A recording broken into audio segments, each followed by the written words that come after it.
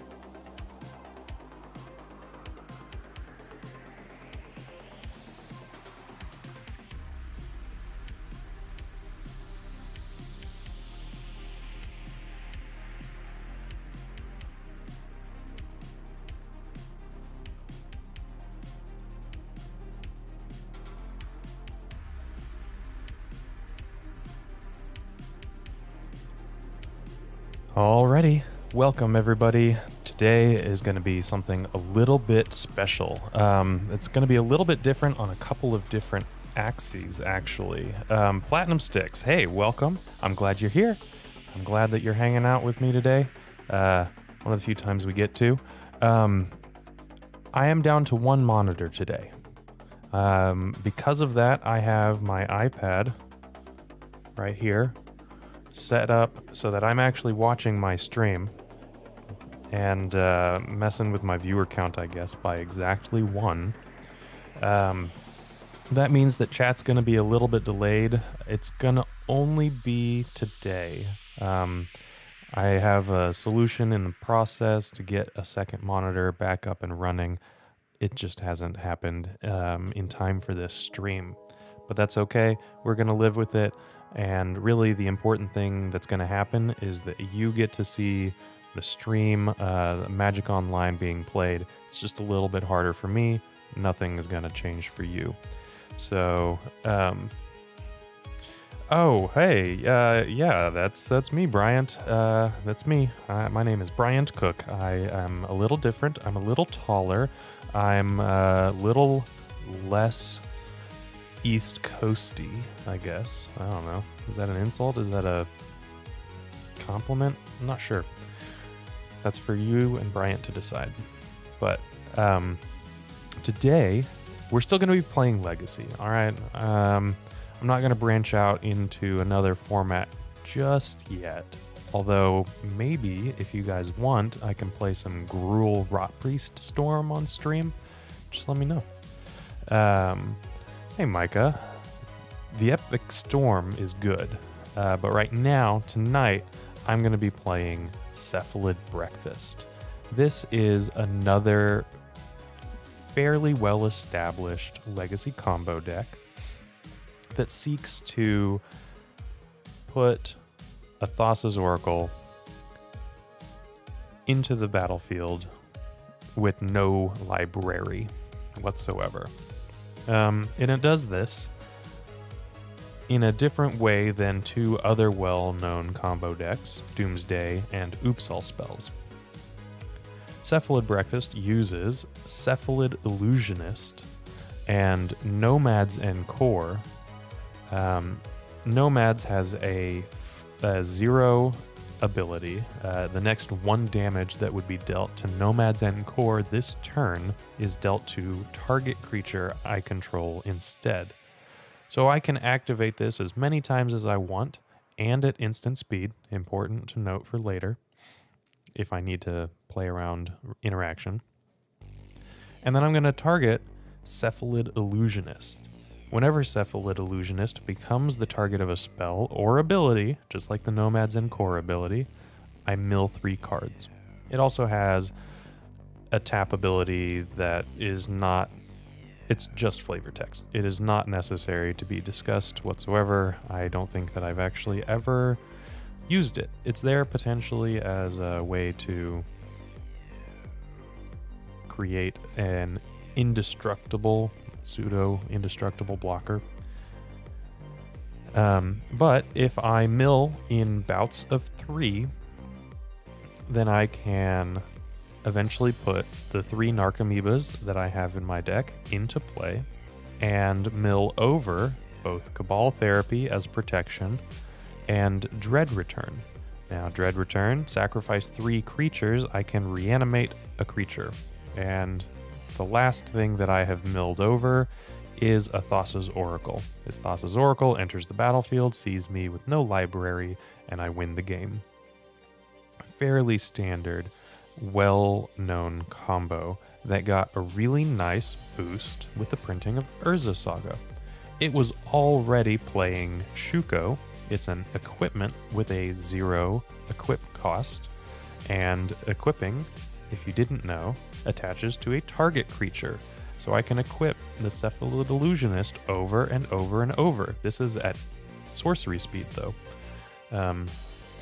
And Urza Saga does a few things. One, it tutors up Shuko, and it functions as a secondary plan for the deck. So I can play Urza Saga Construct Beatdowns, which is something that is potentially very useful. Now, the rest of the deck is your basic blue suite of Ponders and Brainstorms. We actually have a Snapcaster Mage here, Force of Wills, Swords to Plowshares, and then we have some protection in Teferi Time Raveler and Orm's Chant. We'll get to this small pile over here in a little bit, but generally speaking, this is a basic list. Sometimes the Swords to Plowshares are in the sideboard and you're playing Dazes. Sometimes this is an 80-card Yorion build. Sometimes this is a little bit more Esper. I only have 1 Underground Sea here. Sometimes this is a little bit more heavily Esper for Baleful Strix right now. The other thing that Shuko is an equipment, so sometimes there's a Stoneforge Mystic package here. This is a very specific and tailored combo list that doesn't really mess around with secondary plans other than the pre-built Urza Saga, right? I guess Snapcaster Beatdown, Anemic 1-1 Beatdowns, Anemic 1-1 Beatdowns, Anemic 1-3 Beatdowns, like, sure, whatever. We are planning to combo. That is how we're going to win the game. Put Thassa's Oracle on the battlefield with no library. Now we can talk about these two cards over here. The rise of Painter prompted the inclusion of these two cards in, actually, Doomsday. This is tech that was taken from Doomsday, and Memory's Journey is tech that probably was borrowed from Oops All spells. They've been playing around with 61 cards for a while. And Memory's Journey and Jack-o'-lantern are an interesting little combo against a deck like Painter that wants to mill you out, right? If they activate a Grindstone and mill my entire deck, then I actually have the ability to put all my Narcomoebas in there, put the Dread Return in the battlefield, or in the graveyard, put the Thassa's Oracle in the graveyard. All of the things that I want to do, I just have to not die by drawing a card. And I can do that by activating the ability of Jack-o'-lantern, which is an artifact that I can exile Jack-o'-lantern from my graveyard, add 1 mana of any color for a generic colorless. So it filters mana into green so that I can flashback Memory's Journey. This Memory's Journey can then shuffle 3 cards from my graveyard into my library, which will allow me to draw a card for turn without decking. This is also inbuilt surgical extraction protection, and generally is just a couple of cards that are really nice to have against Painter, against, Reanimator even, potentially, if I get up to the ability to cast a 2-drop. So we're going to try this out. This was in a deck that I found on Twitter. Anthony Laverde was playing this to a successful high-level finish, I believe. And the list looked really cool, so I wanted to give it a try. I've made a few alterations for personal taste. I typically don't like changing a deck list that you're not familiar with. I am unfamiliar with Cephalid Breakfast, but I wanted to do a couple of things that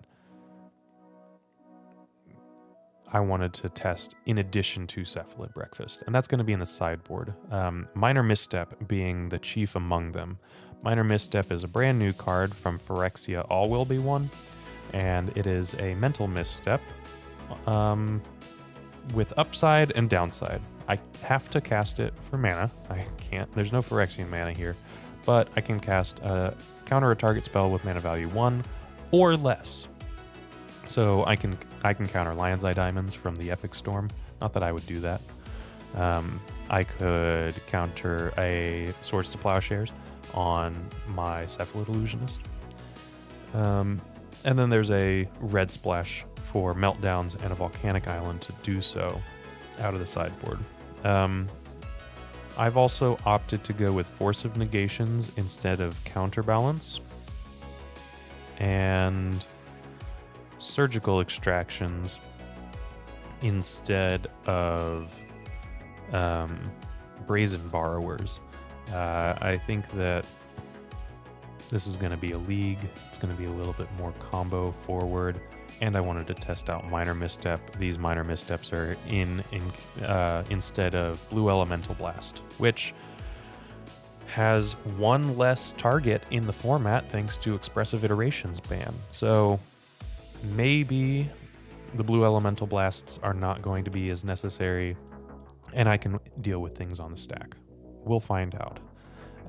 As it stands, I'm pretty excited. I ran this through a league with some of my friends on a Discord call last night, and got a little bit of familiarity with the list, changed some things up, and here we have this final presentation.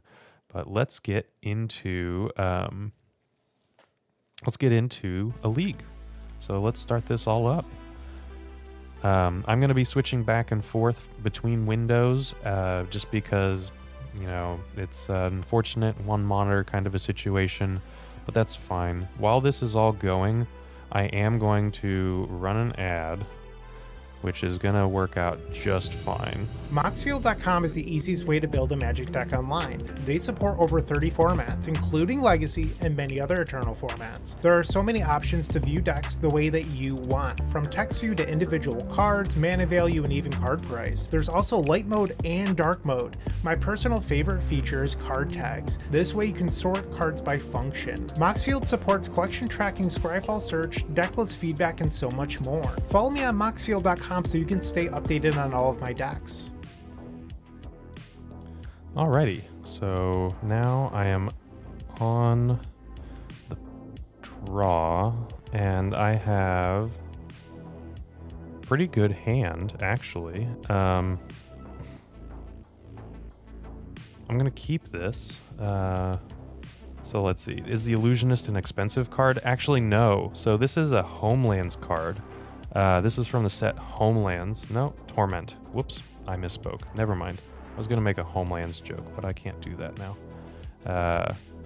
That's fine. I'm going to keep this hand. This looks decent to me, and we can let our opponent take their turn.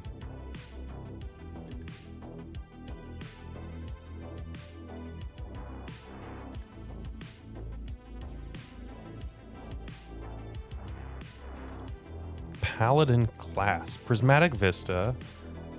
Paladin class. Is this Enchantress? I think so. I think I played my opponent last night, in fact, and they were playing Enchantress. Which also means that they have main deck Rest in Peace, which I was able to beat last night. We're going to have to see if that holds up. I'm not 100% sure.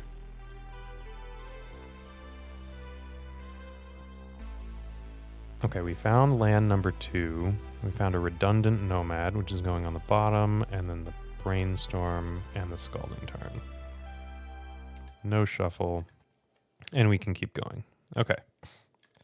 So if this is a turn 2 Rest in Peace, then I actually have protection against that. I can use Step Through, which is a card we didn't talk about. This has Wizard Cycling that is designed to tutor up Cephalid Illusionist to my hand, but can also find Thassa's Oracle. So I actually can go tutor up the Thassa's Oracle and have it in my hand, mill my entire library, and then cast Thassa's Oracle from my hand. No need to dread return, Narcomoeba, any of that stuff.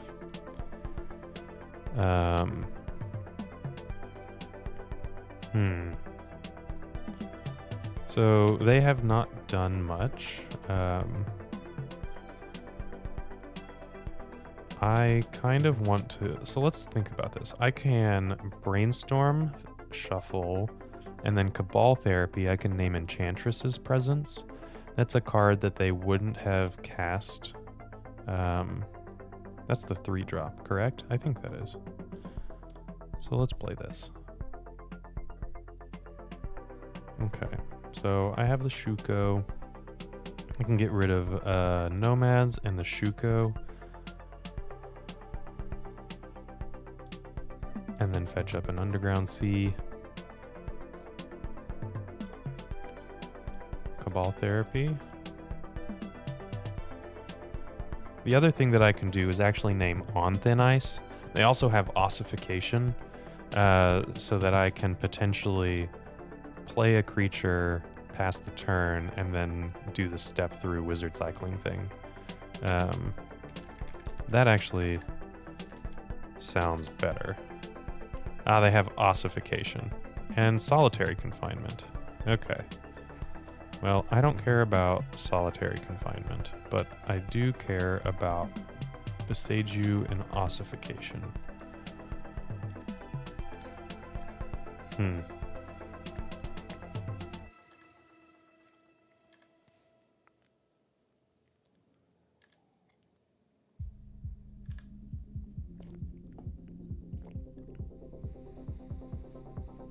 Okay, there's the snow-covered forest.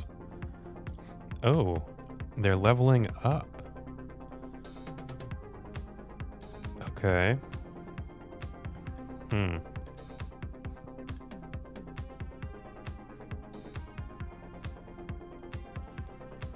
So I don't care about the solitary confinement, but I do care about ossification. So if I can find...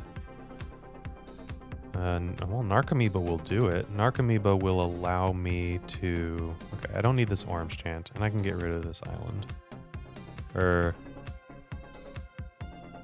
Swords to Plowshares.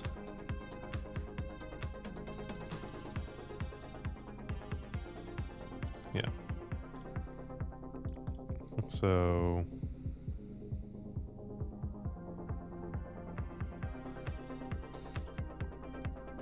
Narcomoeba can allow me to flashback the Cabal Therapy. Name... Whoops. Ossification, not colossification. Very close. And I don't care about the solitary confinement, right? They have Shroud. They don't have a draw engine online at all, and I'm not going to deal damage to them, so it's totally fine.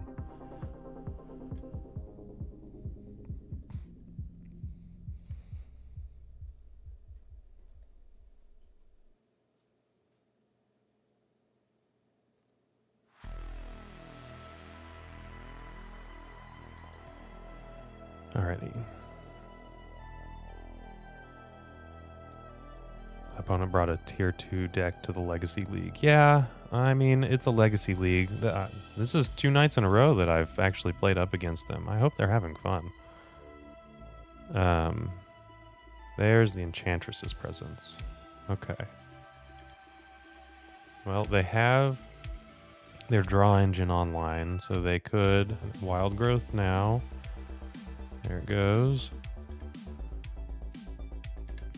I can just F6 through this. So if they feel like they want to, they can play the solitary confinement. But I can just kill them now that they've tapped out.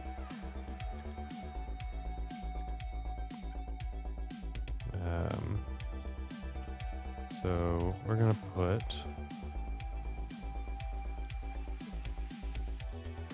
Death on the stack.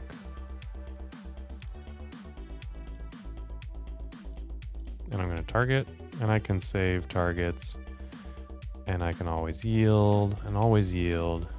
Here's my graveyard, and just... Luckily, this is not very click intensive at all.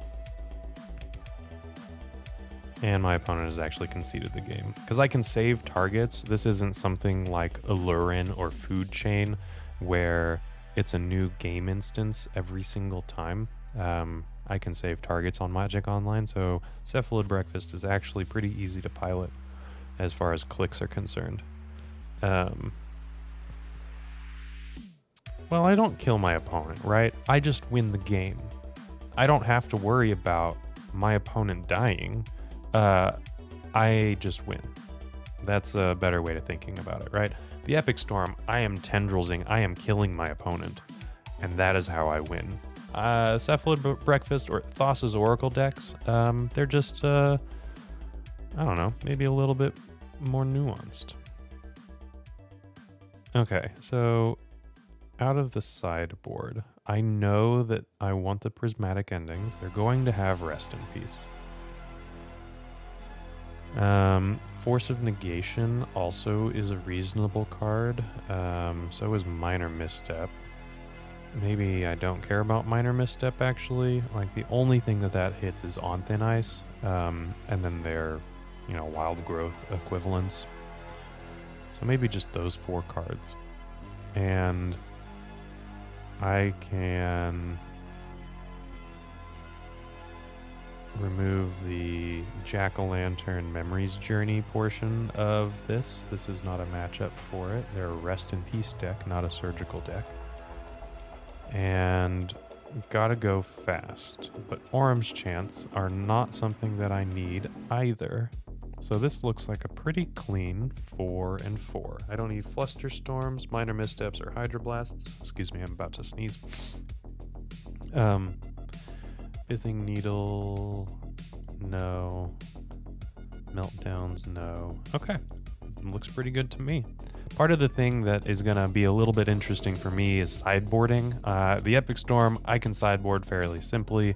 I know that deck. This is something that I am significantly less familiar with, and part of that familiarity is going to come into play with sideboarding. This is a turn 2. The Dread Return is a little awkward, but I have that Cabal Therapy that can actually therapy myself to put it into the graveyard. I have enough creatures for that, right? I have the Nomads, the Cephalid, that's 2, and then 3 Narcomoebas, so that's 5. And I need 3 for the Dread Return and 1 for the Cabal Therapy.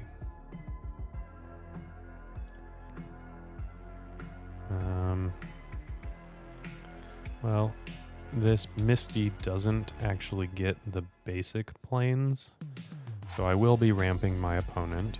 Carpet of Flowers is probably a main deckable card in Enchantress, actually. It's kind of neat.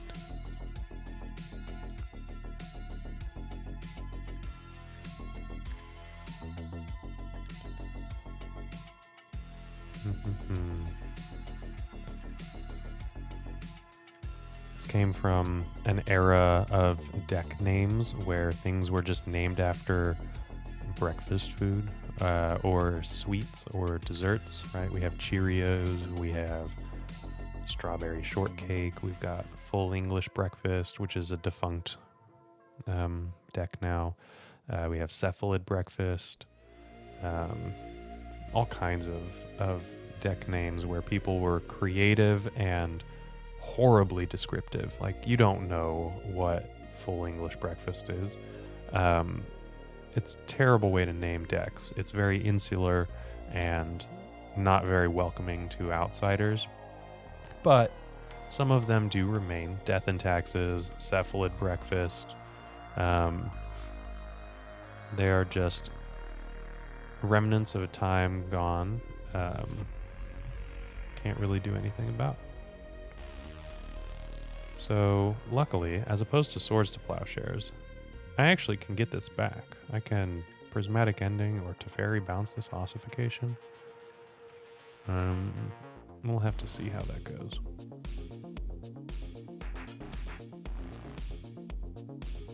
I am going to give them a lot of mana.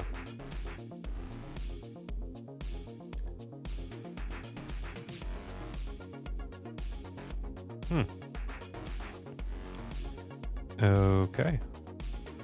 So I only have 1 Nomads now, and I have 2 Cephalids, and this is the more mana-intensive play. So let's play a Cephalid out, and if they have another Ossification, I still have the combo all rolled up.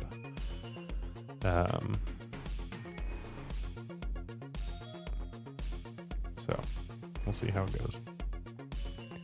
And again, for anybody that's joining in, I'm on 1 monitor right now, so I'm actually looking at YouTube chat on my iPad down here, which means I'm actually watching my own live stream, and there's a little bit of a delay. So by the time that I read chat on the stream, there's going to be a little bit of a delay from me responding, and you get the whole deal.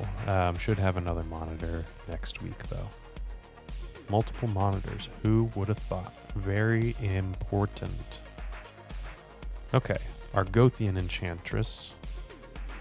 And Sterling Grove. Okay. Can't do anything about that.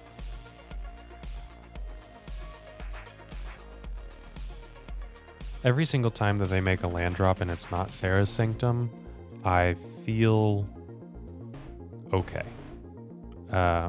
With this many enchantments out, it can really be worrisome to have what essentially amounts to a Gaia's Cradle or equivalent, right? Obviously, it's in the same cycle. So they certainly have their...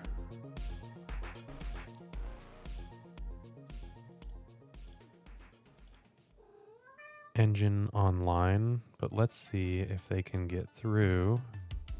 Ah, nope, they cannot. Okay, they had one open mana. I wasn't sure what we could have gotten, but turns out we just won. Clean 2-0 to start off the league, and I can tick that up. So now it's going to say 1-0 to start off the league. It's really pretty cool. Heck yeah. So I'm going to start another league match, and actually, if you want, you can check out the list that I'm playing tonight. There's a link in the video description below me, and you can take a look at it on Moxfield. And then, actually, if you want to do that, you can take the time to like the live stream and maybe leave a comment in chat and talk to me about how your day was going. I'm going to get this league started and tell you about a podcast that actually came out. The Best Legacy podcast? That would be Eternal Glory featuring myself, Bryant Cook, alongside Brian Cobalt and Phil Gallagher. We're available on all major podcast platforms and YouTube. Sorry, I interrupted myself clicking that a little too early, but actually the Eternal Glory podcast was talking about Cephalid Breakfast just this morning after I had decided to play this in live stream. Got to chat a little bit about that, I hear. And here we go for round 2. Maddenfong. And the cash register with the Bry Shocks. Absolutely. If you want to become a YouTube member, you actually can use all kinds of really cool emotes. Excuse me. Sorry about that. You have a lot of really cool emotes that you can use. And you get some other perks as well. There are a few tiers, and your support actually really matters. It's really, really awesome. Okay. This is a mulligan to 6. I'm going to keep this 6. Island Ponder keep, right? And it has one part of the combo. I think that I can put Jack-o'-lantern. Do I put Jack-o'-lantern back? Maybe not. Maybe the redundant Teferi is just fine. So, yeah, I think that's just fine. Vile Chill. Hey, cereal and celebration. You know what? I should have had a bowl of cereal. I actually have a bowl of, like, dried apricots. But no cereal. Chrome Mox. And this is going to be... Okay. Mono Red Stompy. A deck that probably gained some with the recent bannings. Because it can still play initiative creatures. It always has. But it probably lost to the initiative, right? Okay. Basic Island is good. I can't get basic Plains with any of this. But I think I'm just fine.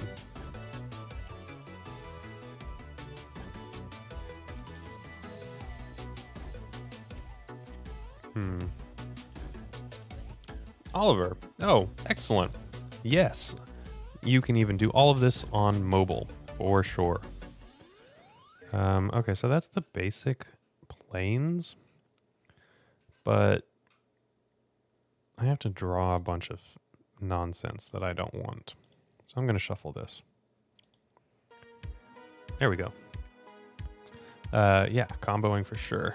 So we are hoping to keep comboing throughout the evening.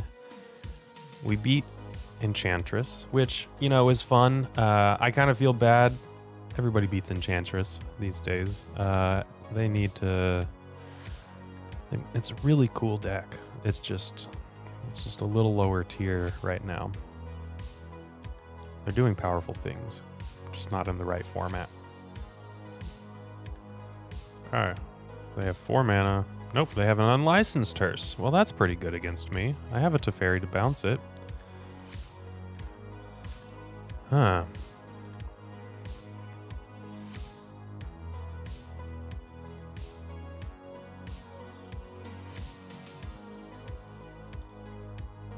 What if I just play my 1-drops and call it good? I'll get a Plains and play the 1-drops. we are in the waiting room for Cephalid Illusionist.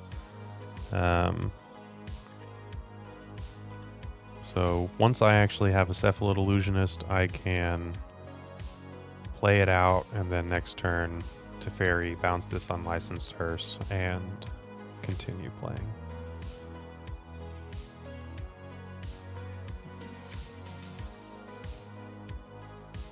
Yeah, Oliver, I'm glad that people care about it a lot. It's a really cool deck. It has a neat following. Spatula of the Ages, I think, is one of the premier Enchantresses players. It's just, yeah, it is what it is. Okay, we're being beaten up. This is a pretty fast clock. And I would like... is this lethal next turn? Ooh, it might be.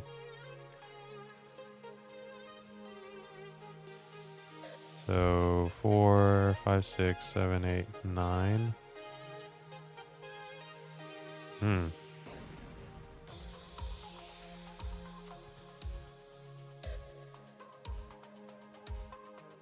Okay. So what I need to do is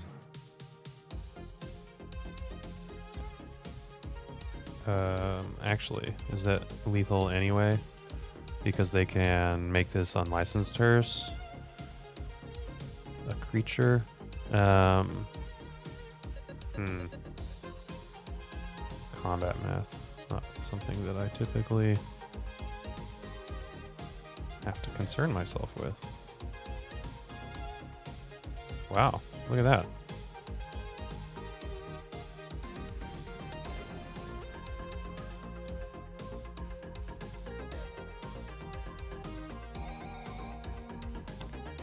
Okay, if I am not dead, I believe I might be able to kill my opponent. That was a pretty good draw.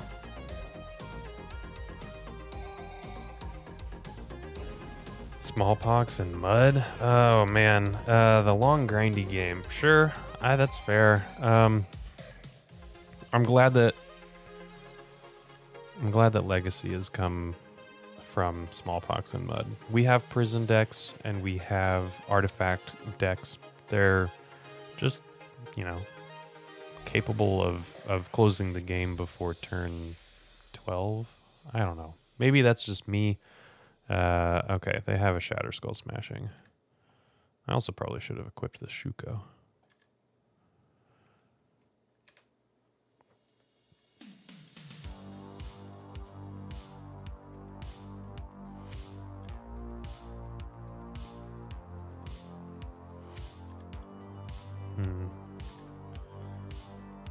Oh, Josh, yeah, Cloud Coast. That's a pretty good one. Very powerful. Okay, so I'm taking 5. They have 3 mana with which to do nothing because they have 0 cards in hand.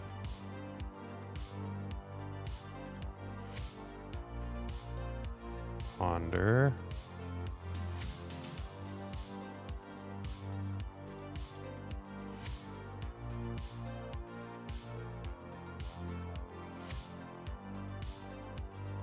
Gotta shuffle this. Saga. Well,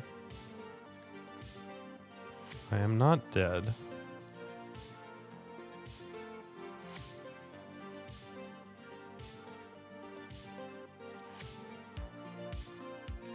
I can bounce their shaman token. They'll probably kill Teferi.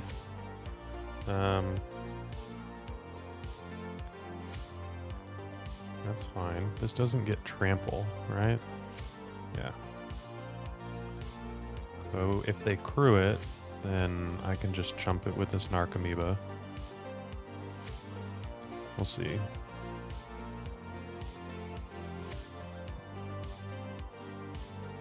And then I am eventually chumping with some Saga tokens, potentially.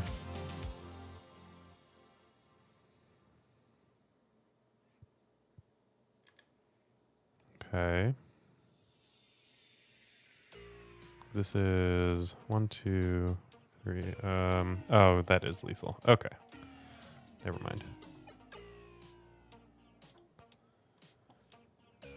Alrighty. Let's see what we want to do. Prismatic Ending seems good. Hydroblast seems good. Force of Negation seems good. Cards that seem bad. Jack-o'-lantern and Memory's Journey. These are going to be really good when we want them, in the matchups where we want them, and then when they're not, it's fine. It's kind of like Veil of Summer in the Epic Storm against non-blue or black. It was a main deckable for sure, and then it was easily taken out whenever it wasn't necessary.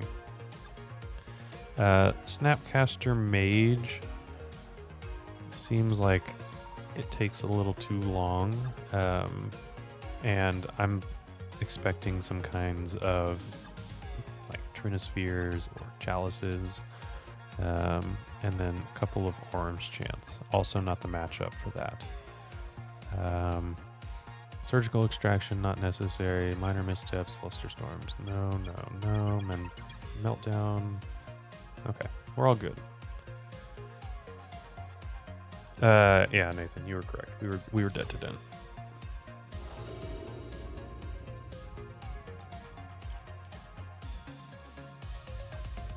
Okay. I'm gonna keep this hand.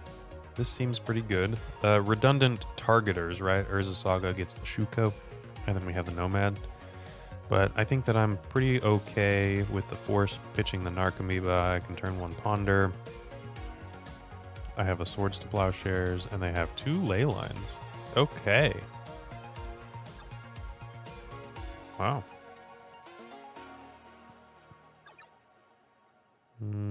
There's land 3.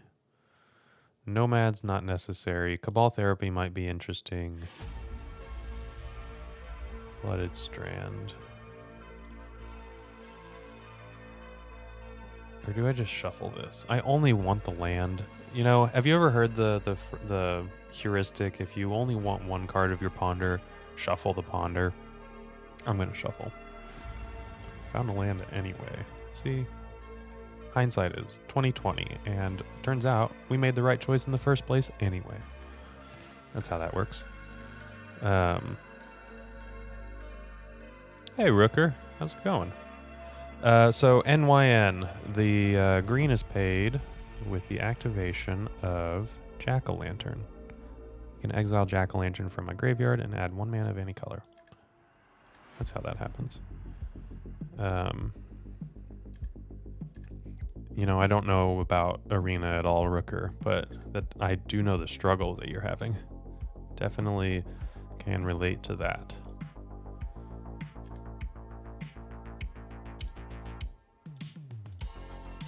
Okay, our opponent, by the way, just played a mountain and passed. 5 cards in hand.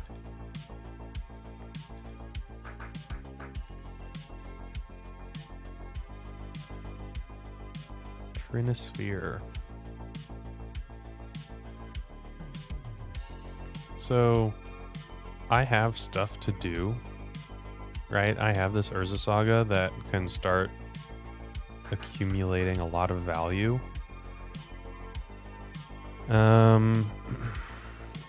But I'm also not going to be able to force anything in the future, so I'm going to force this now, pitching the Narcomoeba. And that's just fine.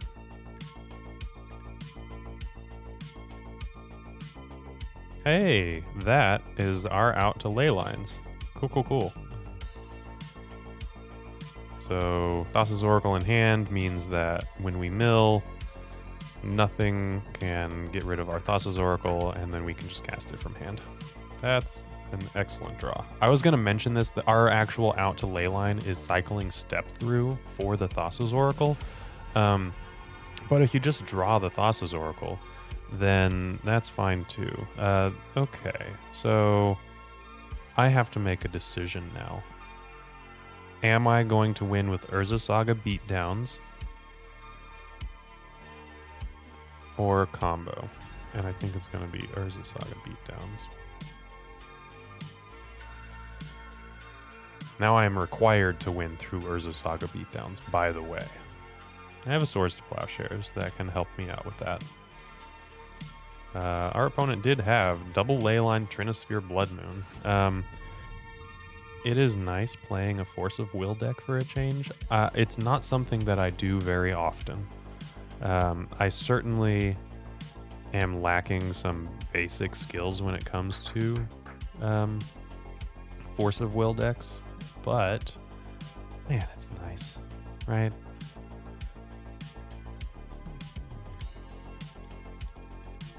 Okay, clock them for 5. They go to 15 or 14, excuse me. And we've got quite the board presence and answers for everything that they can come up with.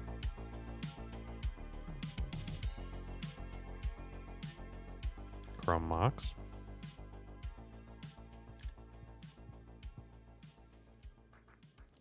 Shatter Skull Smashing. Chandra Torch of Defiance. Okay.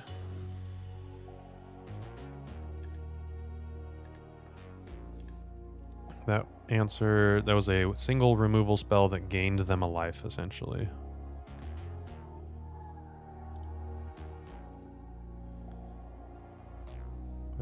So the Nomad is actually going to the Chandra. And then the Construct can go face. Okay. Now I have Swords to Plowshares up. Chandra Torch of Defiance. Man, it's been a long time since a mono red player has actually played that. Okay, now before combat and this ability triggers, I am going to Swords it so they don't get another creature. Godland Rabblemaster is not a creature I want to deal with. And there's another white source. Now, here's the question.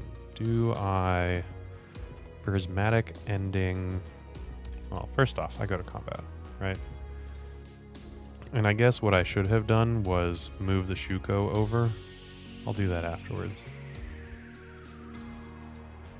so I don't forget. I think that I'm going to hold Prismatic Ending. Sean, hi. I'm doing pretty good. How are you doing? I'm glad that you're here, hanging out with me on stream and everybody else, playing some Cephalid Breakfast. You know, I don't know about you, but I like breakfast for dinner, and that's exactly what we're doing. We're having breakfast for dinner.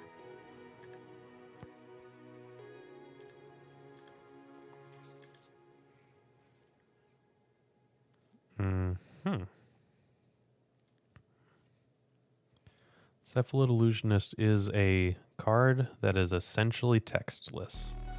What I'm going to do is use my Prismatic Ending now. You're going to judge me on my mismatched duels, and I can't do anything about it.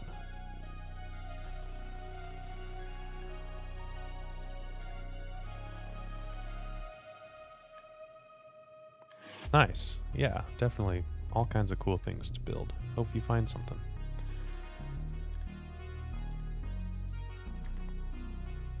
Okay. Fable of the Mirror Breaker. They get themselves a 2/2. That's just fine. Flooded Strand.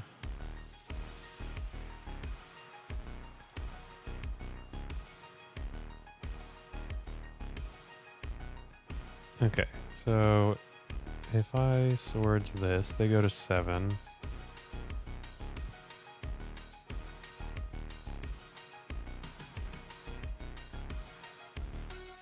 You know, Cephalid Illusionist actually is a way to get around a pesky blocker like this. That would kill my creatures normally, but I can prevent... You know, I was talking about this being all flavor text. It's actually not. I can prevent all combat damage that would be dealt to and by target creature. So if they block with the Shaman, I just activate the Illusionist next turn, whatever they're blocking, That'll happen when the Fable comes around, and it's a reflection of Kiki Jiki. Right now, we're going to be able to put them to 3. Like, if they survive next turn, I should say, right? They still need to present some kind of lethal, or deal with my presentation of lethal, excuse me. And they cannot. Okay. Very nice. Game 3. I think that I am good with everything. The Pithing Needle could potentially exist for that Chandra Torch of Defiance. I think that we're just going to combo quickly. Yeah, I think that that's the goal.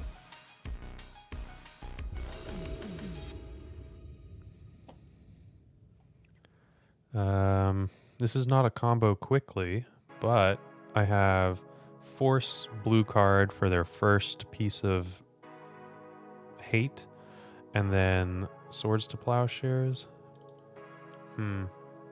Ponder some lands, a basic island, not a basic plains. I'll keep this. Yeah, Josh, I like the idea of winning. Definitely like the idea of winning. What do you think about this hand? Do you think that we're going to win with this hand? It's got potential. It's mostly just stability, right? This hand is stable. I will force a Chalice. I'm actually going to pitch the Brainstorm. Ponder is going to dig me deeper.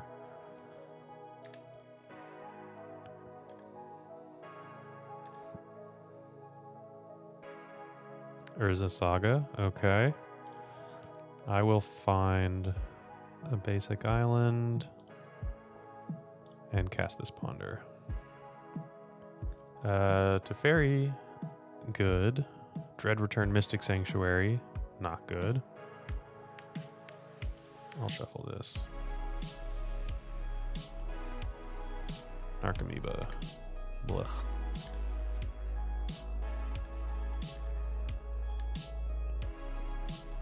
Chrome Mox.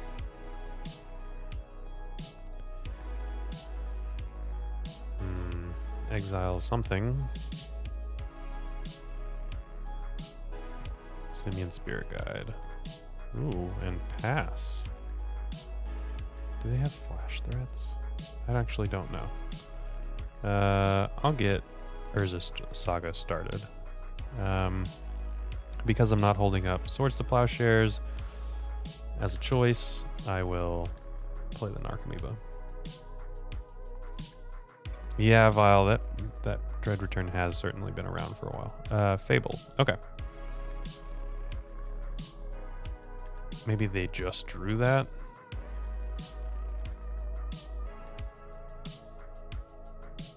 Oh, Hydroblast is a good card to draw.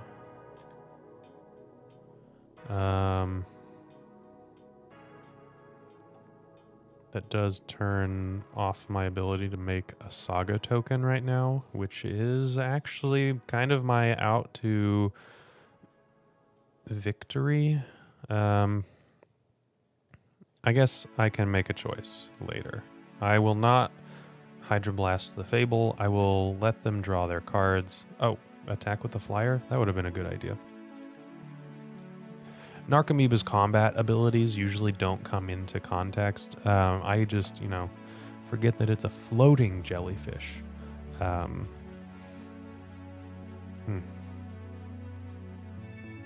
Chose not to use Fable. Okay. Something tells me that they have a 4-drop. Yeah, Varlas, no emotes here for Cephalid Breakfast, but Sad Naws is more of an emotion rather than a The Epic Storm specific, right? Bryshock is classic. Can't go wrong with Bryshock. Things like that.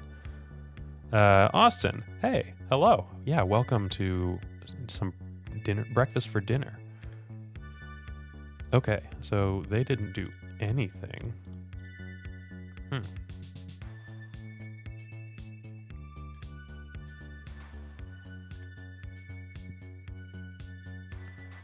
I will make another one of these.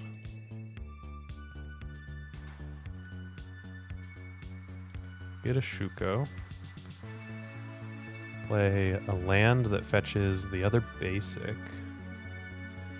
Equip my Narcomoeba, which I should have attacked with last time, so they should have been at 19. We'll see if that ends up mattering.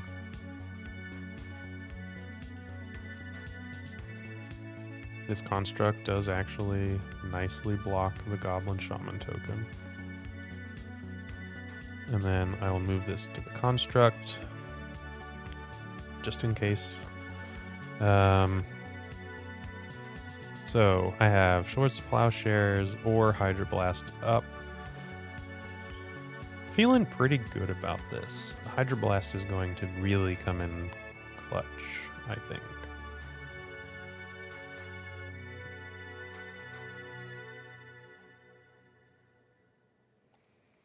Yeah, they really weren't proactive at all. There's a deck list that I dream someone will someday make, built around sacrifice, burnt offering, food chain. Oh, that's a pile of magic cards, that's for sure. Fiery Confluence.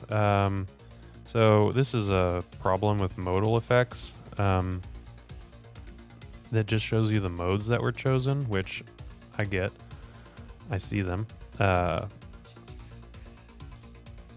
But it is a spell.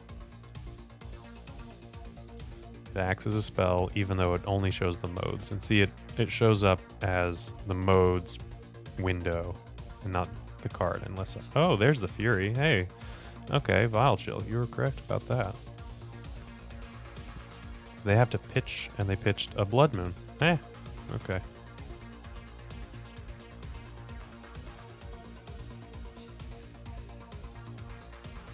Sure, they get a treasure. They have 2 cards in hand. Okay. Play the Misty. This actually can get Mystic Sanctuary or a Ponder, potentially.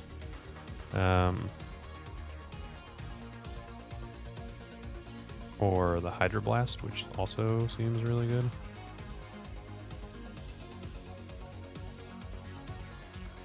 I'm going to sort this now so that I can get in.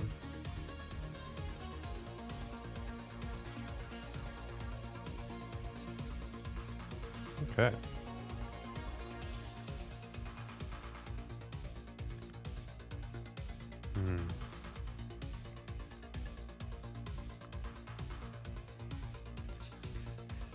All things being equal, I kind of want a Hydroblast in my hand. We'll have to see what happens, but... Oh, they're holding back? No, they're not. Just hadn't clicked that far yet.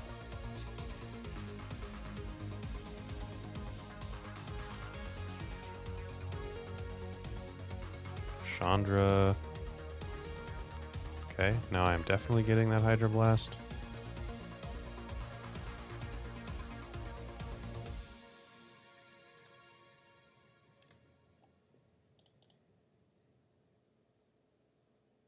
So, Mystic Sanctuary, get a Hydroblast, put the Hydroblast back on top, draw it,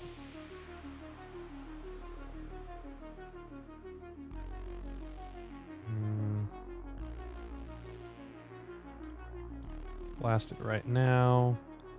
I'm kind of wondering if I want to swords this goblin right now or not. I think not. 2/2 is obviously not ideal, right? I'm at 10, but they have some other thing. You know what? Actually, this is significantly more mana advantage. If they don't do anything in the first main, if they go to combat, then I will swords it. Okay, we're in combat, and I will swords this thing.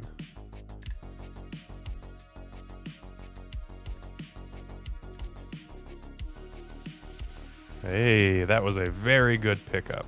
And they just pitched their Blood Moon previously to that Fury. So, I'm feeling pretty okay with this. That sturdy, steady, reliable hand with Brainstorm and Ponder and Force of Will, Swords to Plowshares, that really did end up working out. Our opponent didn't have too much of a draw, to be honest.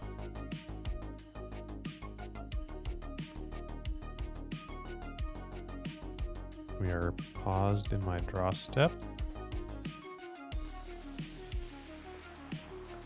4 cards in hand for my opponent. I don't know what it could be, but I'll just keep passing the turn.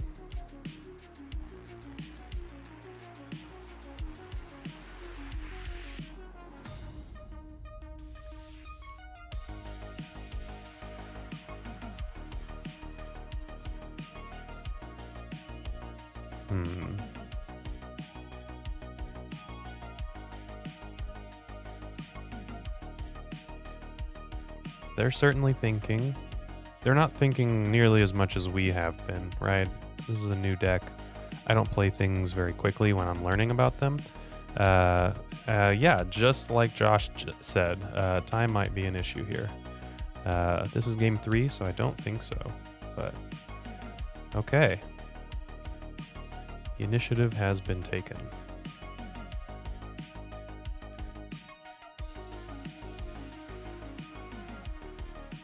Because White Plume Adventurer is gone doesn't mean that the initiative is gone at all.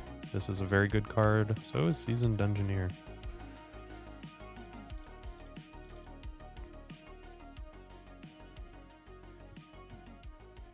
Yeah, Greg, we are changing it up a little bit. We're playing some Cephalid Breakfast. Breakfast for dinner, everybody.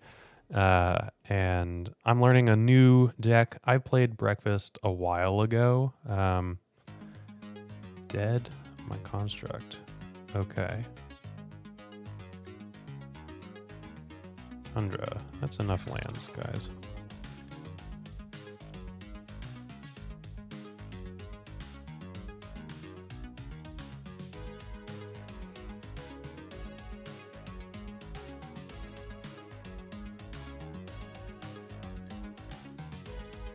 Okay, we have 5/3s. I don't think that I can trade off. Maybe I need to. Yeah, because then I'm just dead. So if they attack. I take 4. Go to 1 with the trap.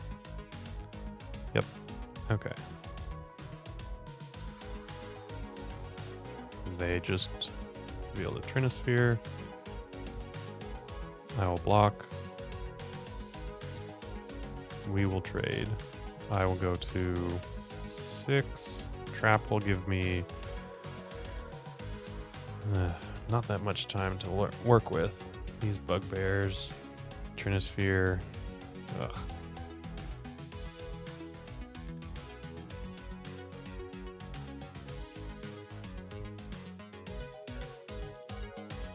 Okay, let's see this.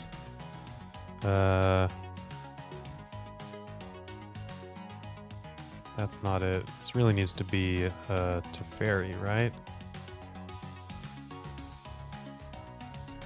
I don't actually know if that's correct.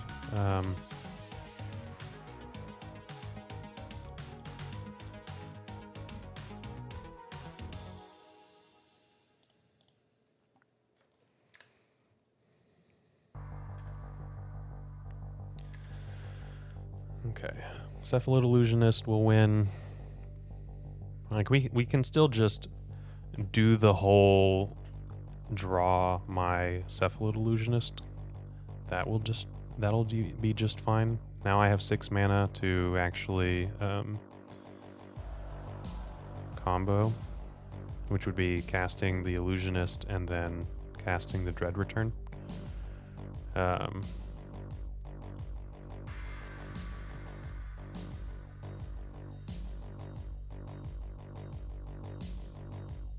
Oh, yeah, okay. Sure, Den. Oh well. That was really, really grindy. I think that we drew 3 lands in the row at the very end. Actually, we drew 4 lands, but one of them was Urza Saga, so that was fine. But drawing lands towards the end as opposed to anything that was actionable like Teferi, like Step Through, Ponder, Brainstorm, decks, cards that our deck has, that's just fine. Yeah. So I'm going to queue in for match number 3, and I'll tell you a little bit about becoming a YouTube member. If you guys like all of this content that you're watching, if you want to watch the Epic Storm, you let me know. If you want to watch something new, a different combo deck, then talk to me and we can see what happens, I tried Cephalid Breakfast today. I might try another Storm combo deck next week. But you can actually let me know, and I will say that your voice carries a little bit more weight if you're a YouTube member. So let's listen about how you can become a YouTube member and some of the perks that are offered. If you enjoyed this video, make sure to leave a like, comment, and subscribe. You can also show your support by becoming a member of this channel. You get sweet perks such as badges, emotes, exclusive members-only content, and access to our members Discord section. As you increase the tiers, there are other rewards such as shop discounts, sideboard guides, early access to videos, and even free donation decks. Click the join button down below to find out more. We also have other ways you can support us, such as theepicstorm.com/shop or submitting a donation deck via theepicstorm.com/donation decks. That's enough for now. Let's play some Magic. Alrighty. So one actual thing that's going on that is new from that little clip is Bryant actually has every single YouTube tier able to watch videos early. So if you're the lowest tier, that $5 tier, then you can actually watch all videos early. That's something that was really cool, that was recently updated to our support system. Everybody seems to like it quite a bit. Arclight is not combo-y enough. No, absolutely not. This is not a fair plan kind of YouTube channel. You know that, right? Ooh, okay. So this is turn 2.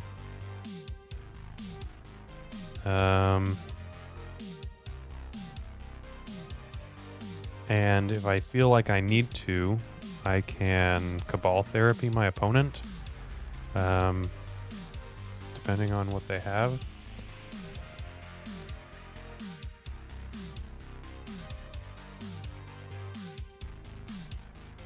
So with the Shuko and the Cephalid Illusionist, that'll be turn 2 against a Mox Diamond deck. Oh, never mind. Oh, this is Riddlesmith combo or Storm, Song of Creation Storm. This is going to be fun. Maybe I should have been playing this. Man, look at this. This is fun. Okay, I have a Force of Will and a Ponder. Not a turn 2 kill anymore. Defense Grid. I'm gonna force that. I'm gonna get rid of the Memories Journey.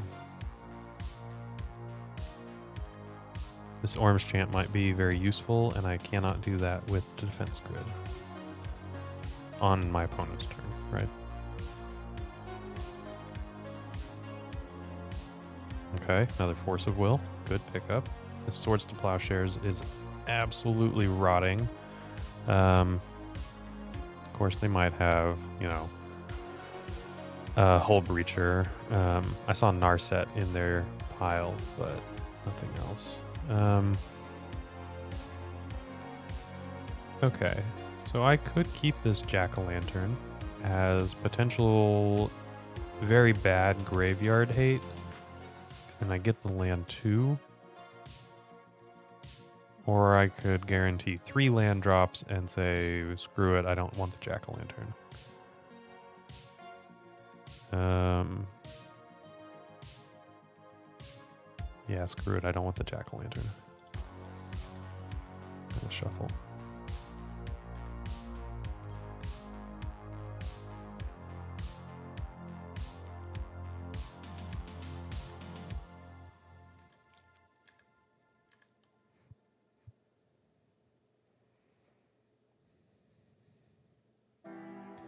Karn the Great Creator.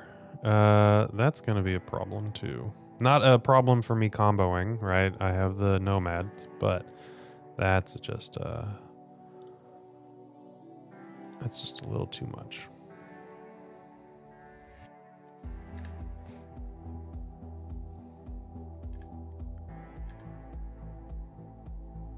Okay. Brainstorm. Here's that Nomads. We can get rid of the Swords to Plowshares and the Mystic Sanctuary. Those are some pretty bad cards right now. I'd rather hold up this Orange Chant than play the Nomad out. Obviously that will prevent me from comboing, but I think that I want this chant instead.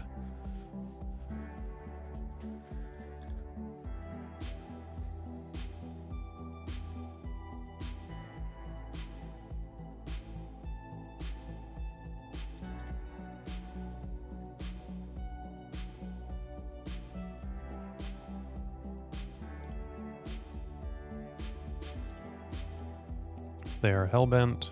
I'm going to target my opponent with Orim's Chant. They can no longer cast spells this turn. We both refill our hands. My hand looks pretty good. I like this a lot.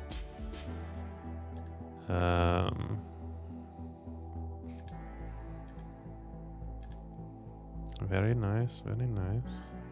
I'm going to play a Teferi.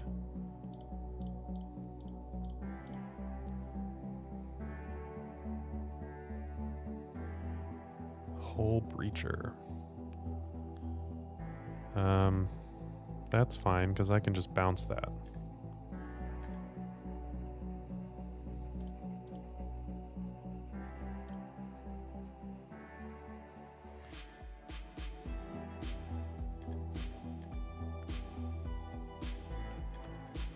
Another Orange Chant is pretty good. Might be the same one. I don't know. Urza Saga. That could be a problem. Again, just need a little squiggly boy.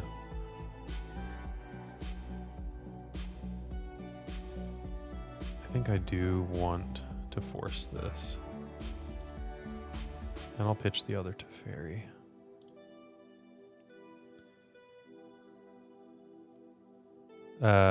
Yeah, Vile Chill. They actually had to cast that before Teferi hit the battlefield. Otherwise, it wouldn't work out quite as nicely. Grim Monolith. Is this a Karn? Ox Opal. 5 mana. 6 mana.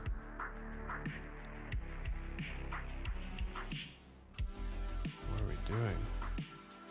Oh, is this Narset Days Undoing?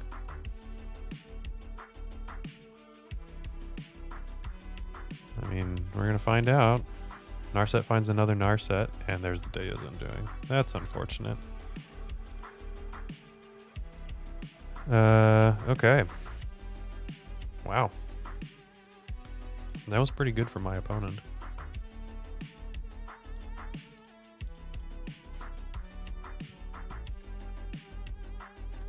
They had a lot of mana and then 2 draw restrictors is what I guess I'll call them.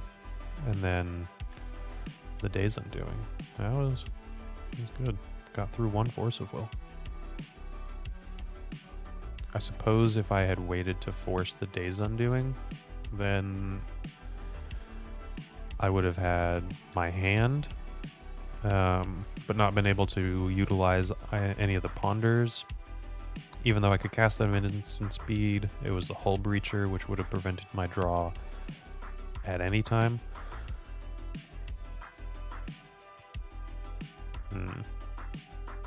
Oh yeah, sure. See you later, jerk. I'm glad that you were on stream. Got to chat just a little bit.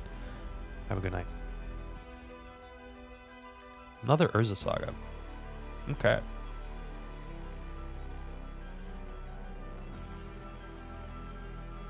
Days Undoing? Yeah, okay.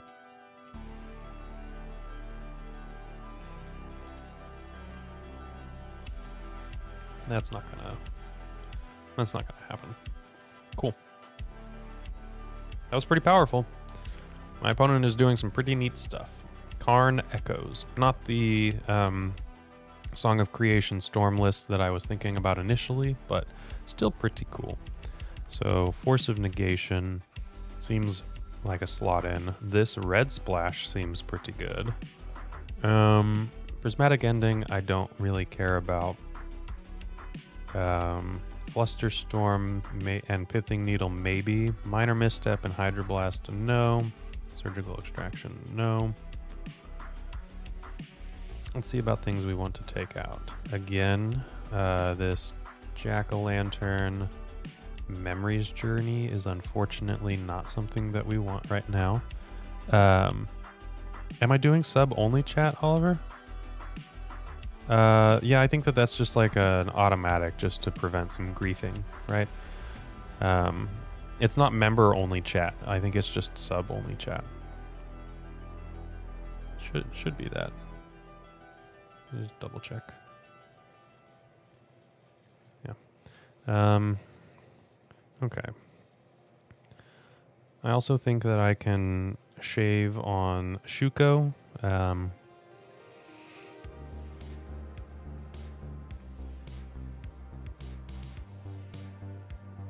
Snapcaster Mage. I don't think that I'm going to like, if they are actually ending up wheeling a lot, Snapcaster Mage is not going to be great. Snapcaster is going to really excel in the kind of grindy matchups, 4-color control, blue-red Delver, stuff like that.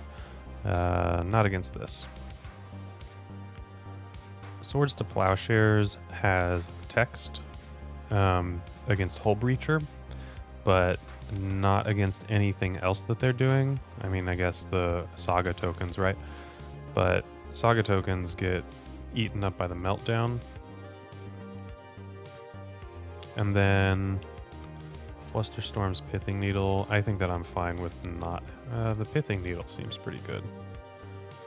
Okay, maybe I will shave another Swords. See what that does.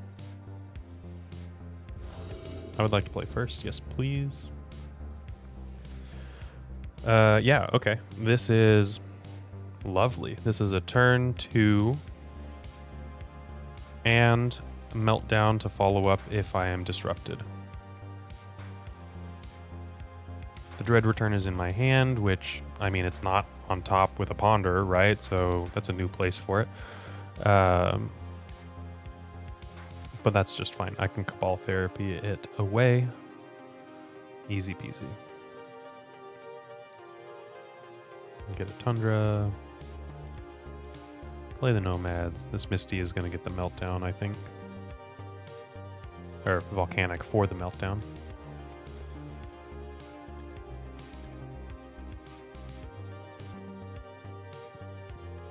Sappers scary. Okay. They really are. Turbo.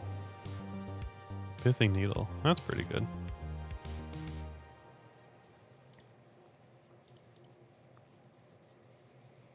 How about I attempt to win?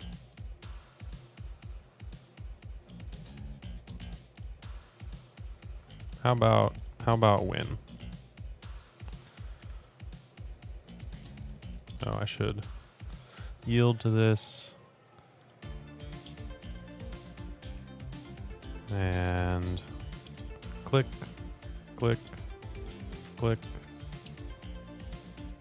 click.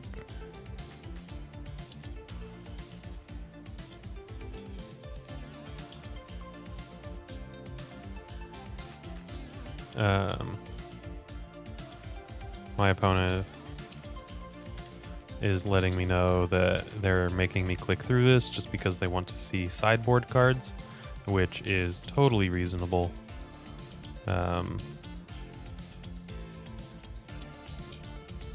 Wouldn't have it any other way.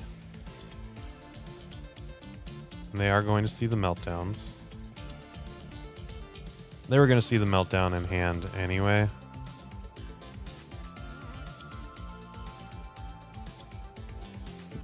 But they actually conceded before they saw the meltdown in my hand. Okay. Josh, have a good night. It was good chatting with you. Thanks for stopping by. I'm glad that you are enjoying the stream. Okay, I don't think that I want to change anything out here, right? I think that shaving the swords to plowshares is just fine. Orm's Chance seemed like a really good option here. Everything else I'm pretty comfortable with. I could cut an island, right? I brought in the volcanic island, and I could bring in a swords.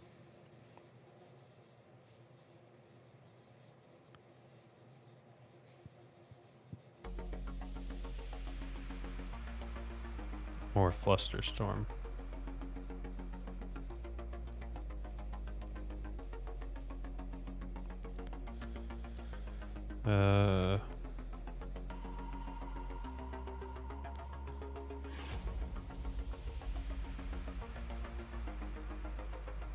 Let's do this, or maybe I just want the mana. I really don't want the mana though. Okay, combo, bringing in the Shuko as a more combo.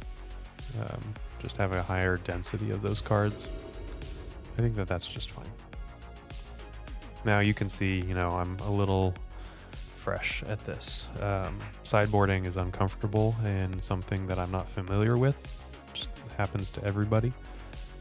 The sideboard seems like it's well mapped. I made some changes, obviously, that we talked about in the deck tech, but this all makes sense. Okay, so this is Illusionist and Saga to get the Shuko. We have a Meltdown, a Ponder, Brainstorm. This is keep.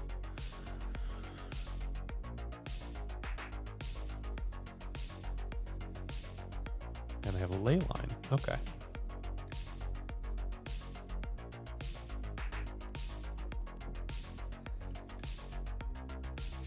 Now the list that I did take from had Petty Theft as an out to Leyline of the Void. I don't think that that's necessary. We have the ability to put Thassa's Oracle in my hand with Step Through. Oliver, yeah, thanks for chatting. Thanks for hanging out. It was a blast. I hope that you get phone charging figured out, but enjoy the stream while you can. All right. Okay, so Cabal Therapy in hand is fine, but this Polluted Delta is likely getting Volcanic Island, this Urza Saga, and Seat. Okay. Lion's Eye Diamond.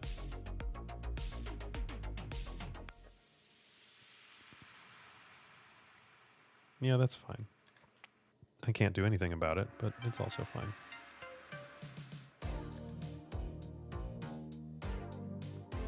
I will brainstorm. I can do something with this Dread Return now that wants to sit in my hand. Put back the Dread Return and the Mystic Sanctuary. A Flooded Strand can get the Volcanic Island. I will fetch in their upkeep. Play around like a Pithing Needle or something like that. You know what? I'm actually going to get the Underground Sea. I can bury the lead a little bit. This Polluted Delta can get the Volcanic Island.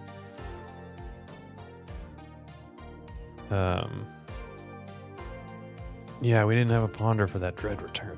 I'm sure that it's either going to be drawn for a turn, or we're going to draw a Ponder and it's going to be in the top 4. Be just fine. Okay, no.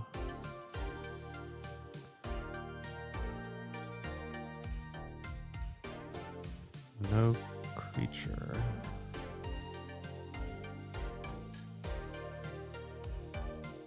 Defense grid.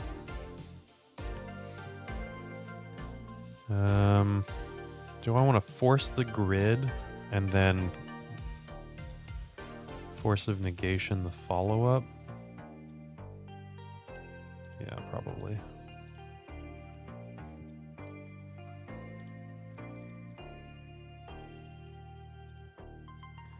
Narset.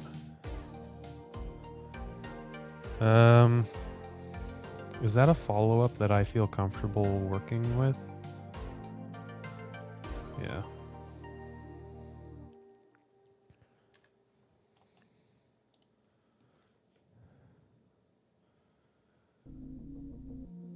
Echo of Eons. Look at that. Are they going to do it?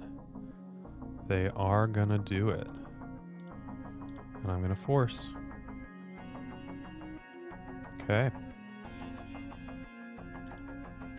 Oh, they had a Hull Breacher. Oh, their Displacer Kitten deck too. Okay.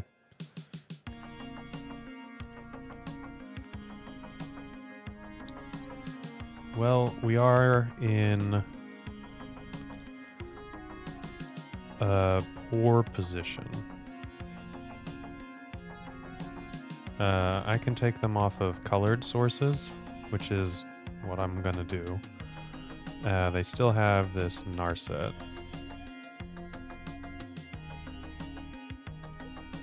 Which is going to draw them cards, but they're hellbent. I have lands. This can get a Mystic Sanctuary. Karn the Great Creator. Well, that's a great non-blue card to have. Isn't it, though? Ponder. What do you want to bet? What do you want to bet that there's a Dread Return in here? It's gonna happen. There's gonna be a Dread Return in the top 3. We're gonna take a look. Oh, okay. No. Ooh. Oh, this is excellent. Okay, so I can do everything I want. I can make a land drop. I already have made a land drop. But I want to take this Pithing Needle. So Brainstorm is not a card that I want. Urza Saga will be next turn. Pithing Needle now. No, so I won't draw anything, and then they could rip like another soul land, right?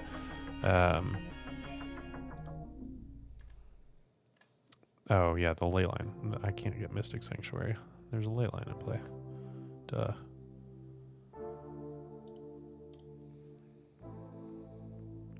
Okay. This is the Karn, the Great Creator name. Play a land. Or a 4-color deck. Look at this. This used to be well, with the exception of the basic island, this used to be the Epic Storm mana base. Which is why I actually have all of them, old border. The ones that I have for rental are the new ones. Okay, now we have the Urza Saga. There's a Brainstorm on top of my library that I don't want. So I will be fetching that away. Yeah, Oliver, won't be forgetting the Narset. I wanted the Needle on top just because of the potential problems with the Karn. I wanted to name that earlier rather than later. Maybe that was greedy. Hardcast Force of Will, though. That seems pretty good.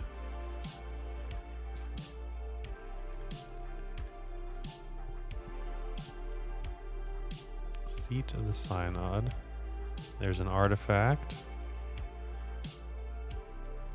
What are we doing here? Days Undoing.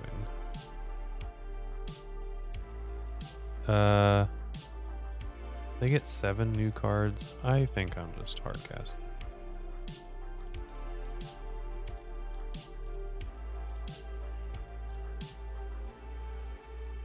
Forcing this. Like, our cards were going to be the same, but that was going to be a draw 4 for them, essentially. And then this Saga, well, as much as I would like to hold up hardcast force again,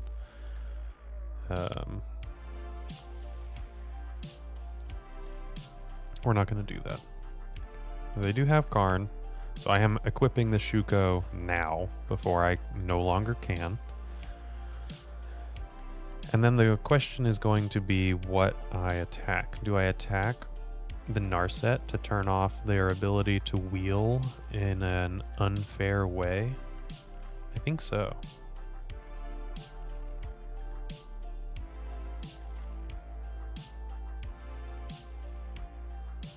I think it's going to go at Narset. And then I have, wow, look at this. Force of Will for the Hull Breacher. That was nice.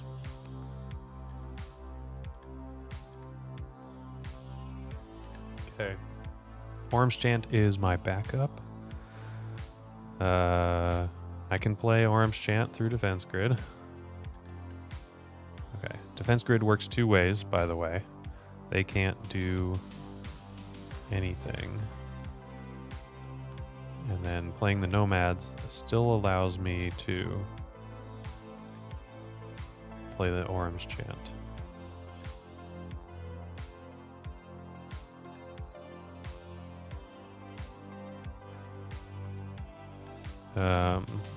Okay, I will split my threats.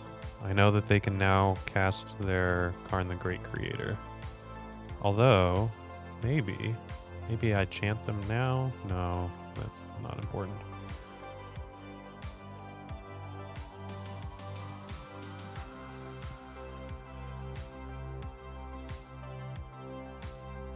Kappa Cannoneer. Wow, that's pretty good. I was not expecting that.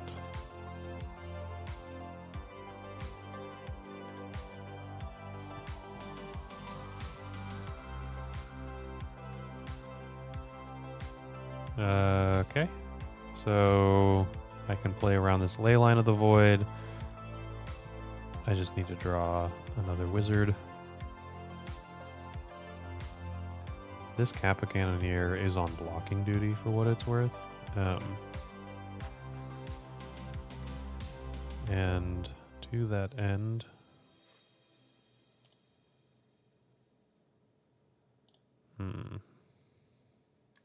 no, I think I'm still gonna wait on the Orm's Chant.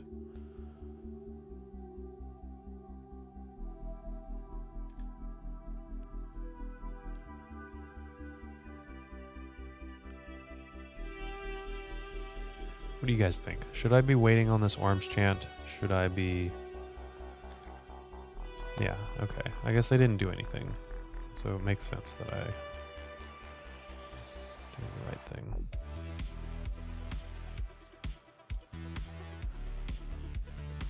But at what point do we Orm's Chant? Right?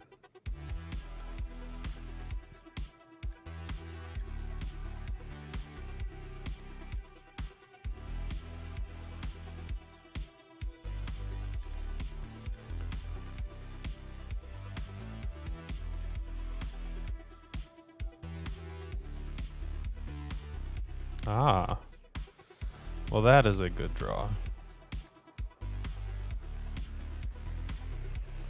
Now I kind of want to Orm's Chant, because then it's a time walk to making sagas. That is the reason why. I can even cast this with Kicker, just in case they have like a ridiculously nice draw.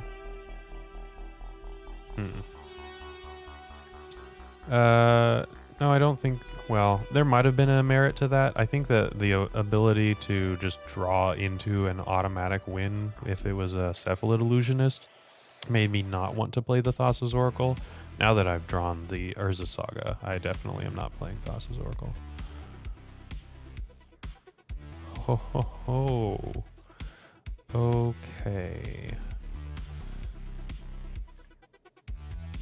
That will eventually be good.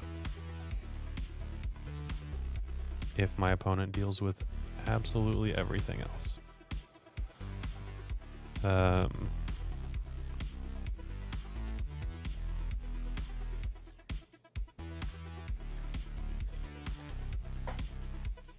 Okay, so I have another Saga, another one coming off cooking, and then it's going to get a Shuko. They have a Saga of their own, but it's a turn late.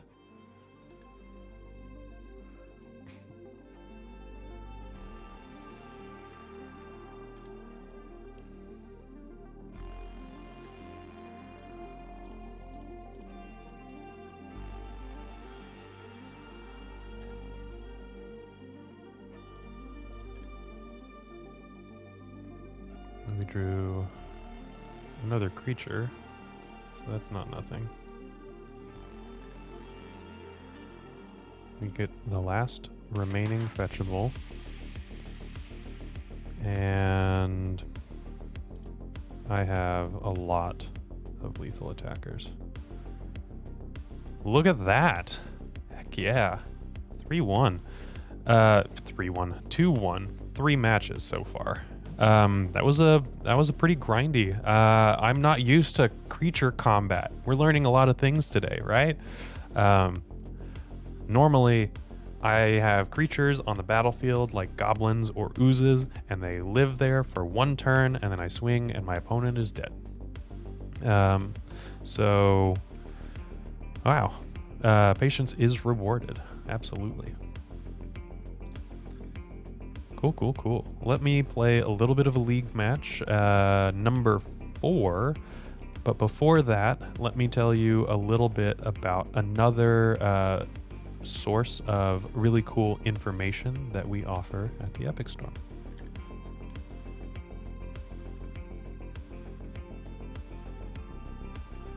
Want early access to articles at theepicstorm.com? Become a member of our Patreon to get articles 7 days early, on top of other sweet benefits, and help us pay our website team. You can sign up at patreon.com/theepicstorm. So, Patreon directly supports the website, which is site writers like me, my Infernal Tutoring article series, and all of the other site writers. We have Caleb Scherer, we have Alex McKinley, we have a couple, Alex Poling, we have another Oliver Everhard, fantastic guy, just brand new, got hired on. He's doing a great job. His articles are really cool. Through the Looking Glass, he interviews an expert with a deck every month, and this month, actually, ding ding ding, you guessed it, Cephalid Breakfast. So he has an interview that I can't remember if it's live for public viewing or if it's available for our Patreon early access week. You get things early as patrons, excuse me. And you can actually look at a really nicely well-written and well-cataloged interview that Oliver had with, I can't remember who he actually interviewed, but I remember reading it. I read it yesterday. It looked really, really good. I liked it. Gained a little bit of information about this league that I'm going to play. Pairing into round 4 now. Crazier 15? I don't know. We won the die roll. I'm going to play first. Sand doesn't really do much, but it doesn't let my opponent do much either. And it's got 3 mana for Teferi. Cabal Therapy is Disruption. Cabal Therapy is a terrible, proactive disruption spell. but it's really good in defense, or not as disruption, but as a combo piece, right? Get rid of the dread return that's in your hand, things like that. I am going to mulligan this. I am going to keep this. This is pretty good. We can ponder on turn 1. I'm going to keep this, and I'm going to put...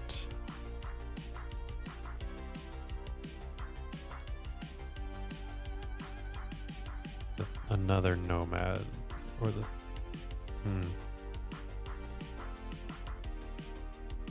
I'll put a redundant Nomads on bottom.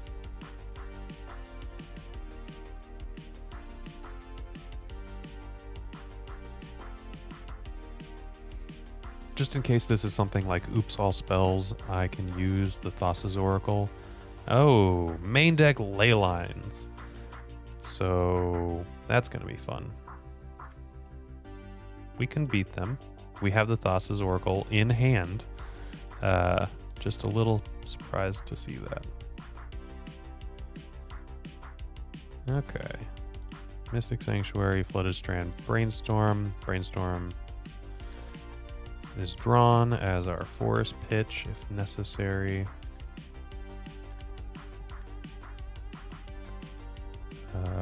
Yeah, okay. This is going to be interesting. Probably mono black control or mono black helm, if you want to call it that. Probably a better way to think about it. Chalice of the Void. Well, I have a 1-drop that I need to cast to win the game. So I'm gonna force it.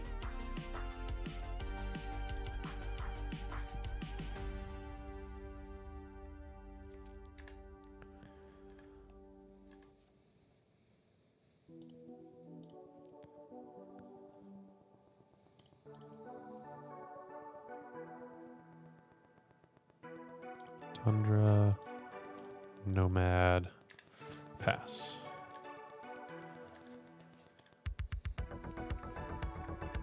So yet again, Cephalid Breakfast waiting room. We could use a step through. We could use a straight rip. We could use a ponder to see dread return, obviously, and hopefully a Cephalid Illusionist.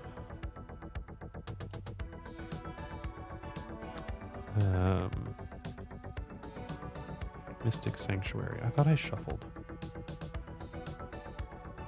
Okay.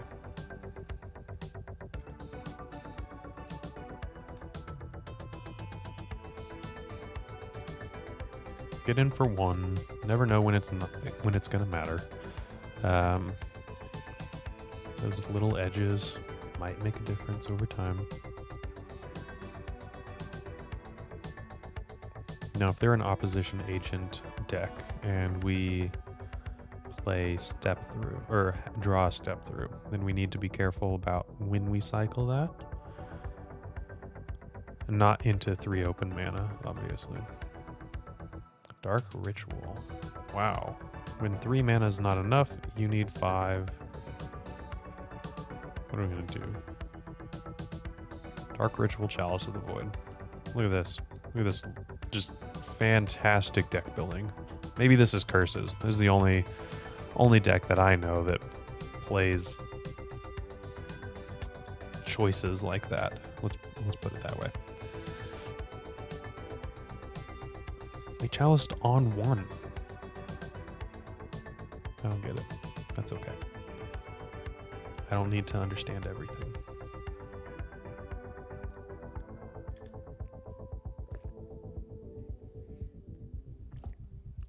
Six mana. Oh my gosh, it is Curses. Okay. Sure. Curse of Misfortunes. This is an aura, enchantment aura curse. It's enchanting me, obviously. At the beginning of my upkeep, the beginning of your upkeep, their upkeep, you may search your library for a curse card that doesn't have the same name as a curse attached to enchanted player. Put it on the battlefield attached to that player, then shuffle. So they're going to give me some pretty rough enchantments. And I'm dead, I believe. I don't think I can do anything about this.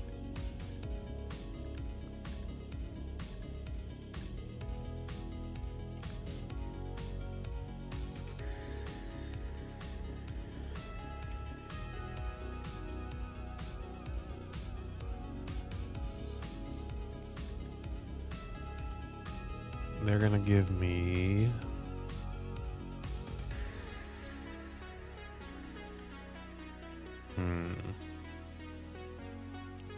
Curse of Death's Hold. And creatures enchanted player controls get -1/-1. Cleared out my Nomad. Which, okay.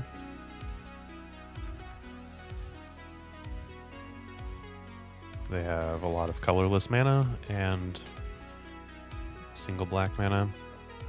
You can make Sagan tokens that start bashing in. Snapcaster Mage looks really good with Leyline of the Void out.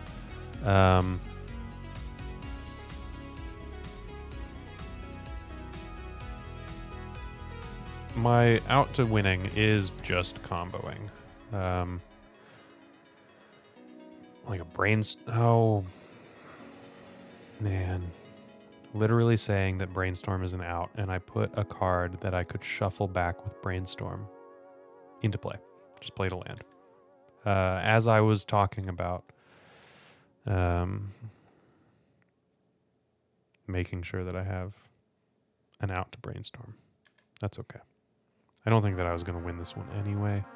This one is going to get the, Cruel Reality. Sacrifices a creature, planeswalker, or lose 5 life.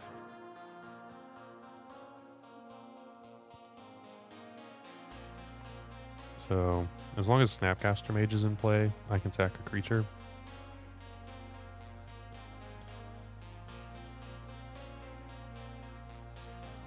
So I can flash in Snapcaster to gain 5 life.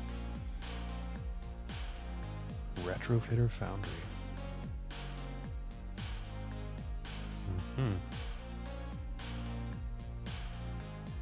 Interesting that they're doing all of this and they didn't want to make another construct. They have 2 cards in hand. Yeah, they're just making this construct bigger, and they could have just made another one. Snappy does die to curse. Yes, absolutely. And that's the point. I am not losing 5 life when my life total is very precarious.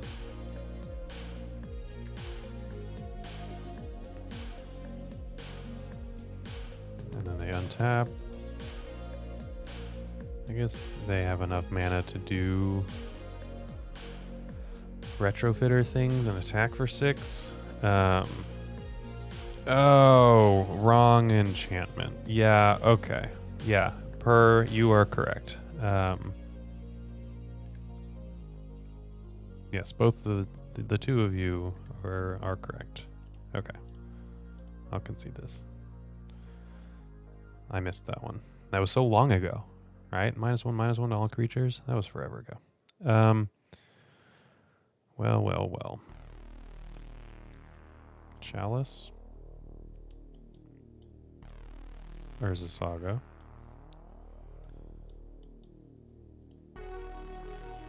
And enchantments.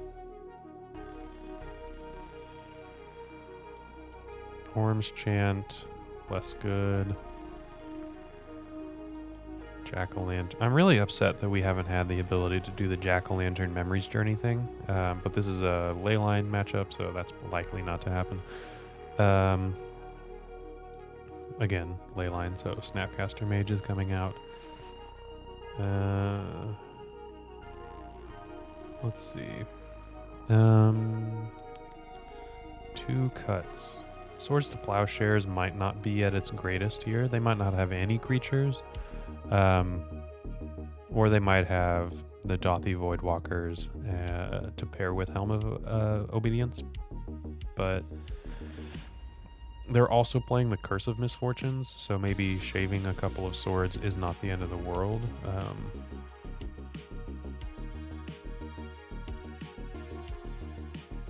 Maybe I want a Pithing Needle. Yeah, we just talked about Helm, and then I can take an island out. Okay. We're getting better at sideboarding. Look at that. Cool, cool, cool. I would like to play first again. And this is no blue mana. We're going to mulligan this one. This is a little bit of everything, except for a Force of Will. This does really cave to Chalice on one. I want to see what they do. I mulligan to 6, and if my opponent mulligans to 6, I am also likely to think about it. We'll have to see.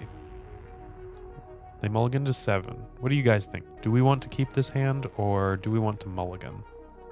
Are we feeling confident that they are not going to have a Chalice on turn 1, and we can actually cast a lot of these spells before that becomes a problem?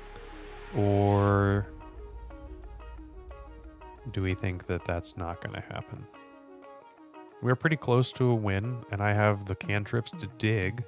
They also could have ley lines. I'll wait for one person to say something before I make a decision. What do you think? You. Specifically, you right there. You're listening to me. You have opinions. Sure. Chalice just beats me. That does. It does just beat me. Yeah, this is a risk. Gotta play some risks in combo decks. I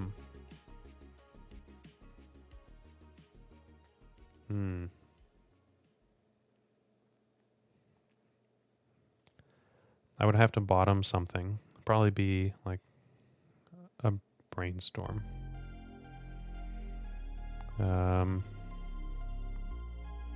Keep it.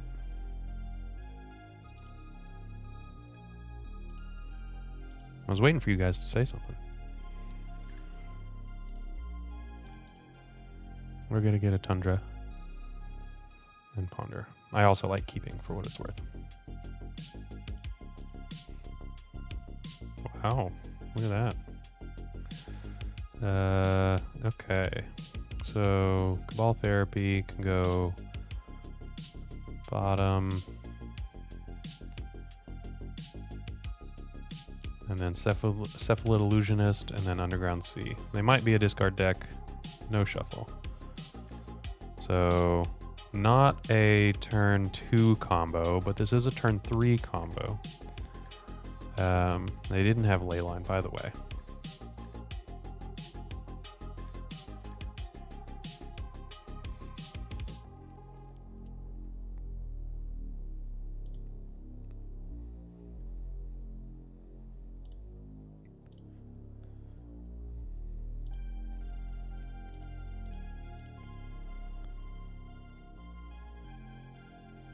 Okay. Much in the same way, I think that I'm going to keep the Illusionist on top. And then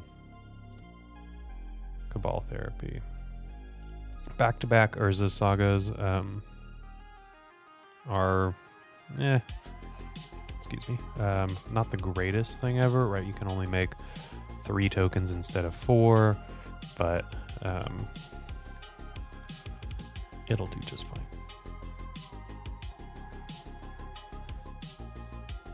We even have a Swords to Plowshares for a Dothy Voidwalker.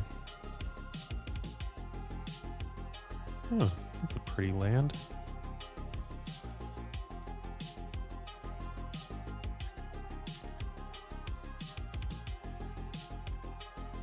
They're passing.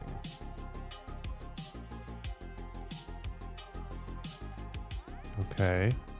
Well, I have the Cabal Therapy. I can name Surgical Extraction. Or Fairy Macabre? What do we think is more likely? Fairy Macabre or Surgical Extraction? Probably surgical, right?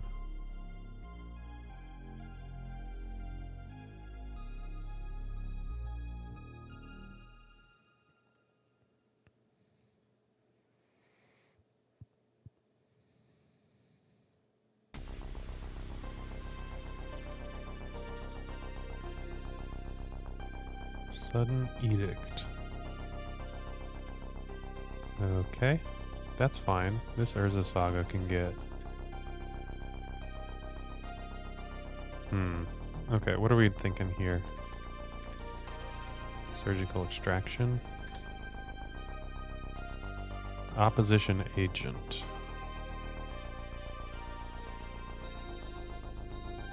Curse of Misfortunes.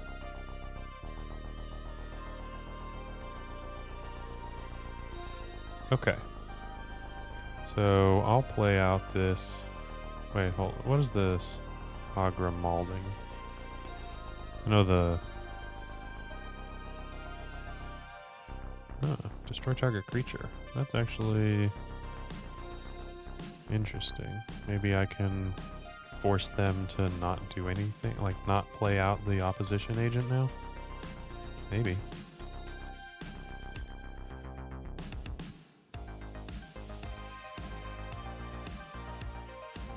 Like if they don't play the opposition agent out and instead Hagra mauling this thing, I think that's just fine.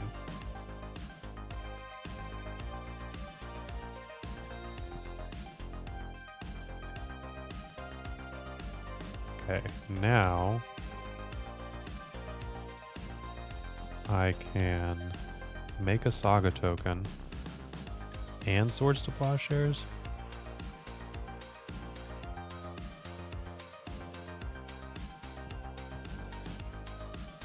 It's 5 mana for a Curse of Misfortune, but that doesn't matter.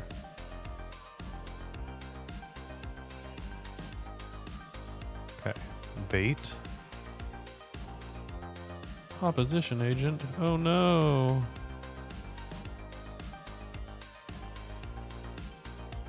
Swords.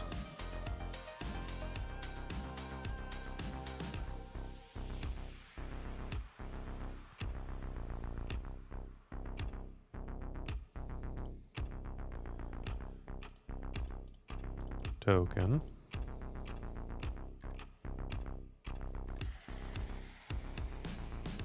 No token.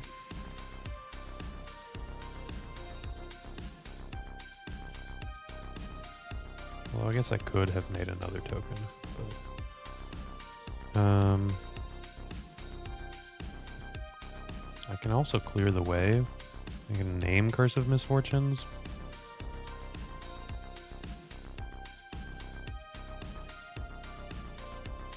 So let's just attack really quick because this is going to be gone.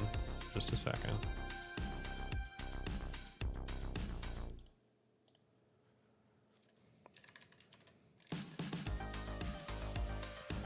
And they drew a Leyline of the Void. Okay.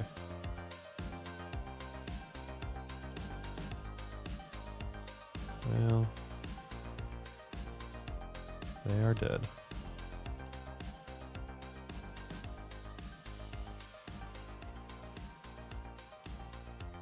Always yield, yes. And we've got ourselves a nice turn 5. Nice win on turn 5. Okay.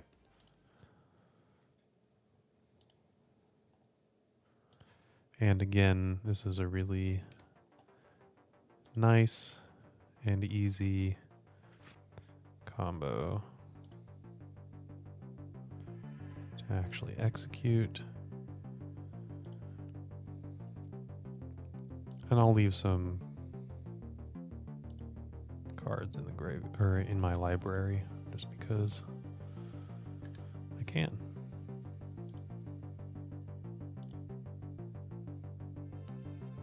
Cool. All right. Try it again.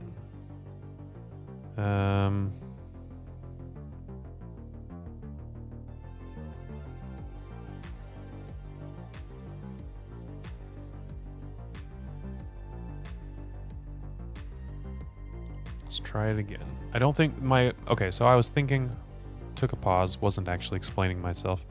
I was thinking about the fact that I was playing around surgical extraction at a couple of points in that game, or at least thinking about it. Whether I could actually play around it or not was a different story.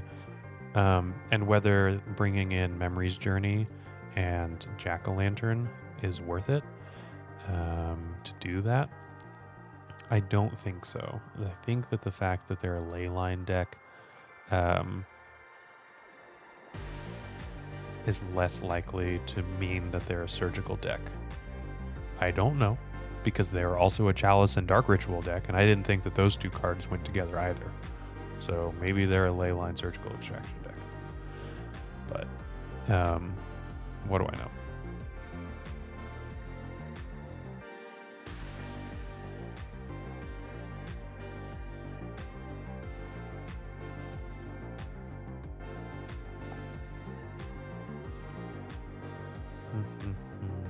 Oh yeah, by the way, drink some water.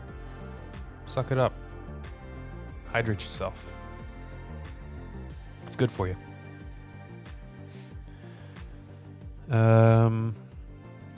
We are waiting on my opponent to sideboard, but feeling pretty good about this.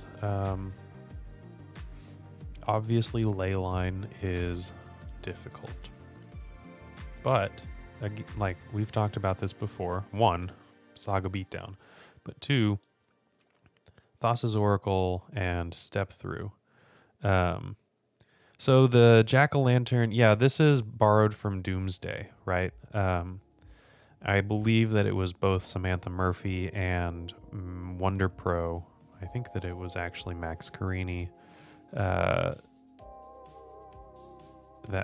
I don't know. I actually don't know the timeline, but I know of this tech from Max Carini first, whether that was something of his design or not, whether it was Samantha's. I've seen Samantha do this as well. So I don't necessarily want to assign credit wrongly, but Max and Samantha both have played Jack-o'-lantern and Memory's Journey. So really cool tech. I like it a lot, especially against the painters of the world, the surgical extractions of the world. It's really, really neat. Memory's Journey was like some Oops All Spells tech. That's the 61st card because they can't cut something, which is ridiculous. You can always cut down to 60.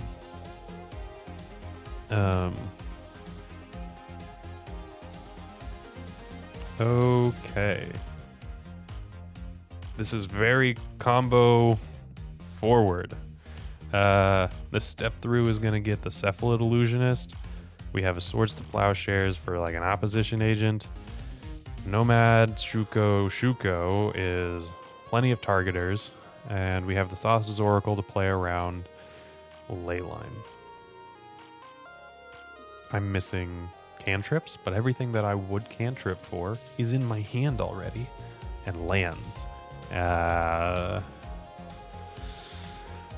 going to figure it out. I'm going to keep this. This is a little risky.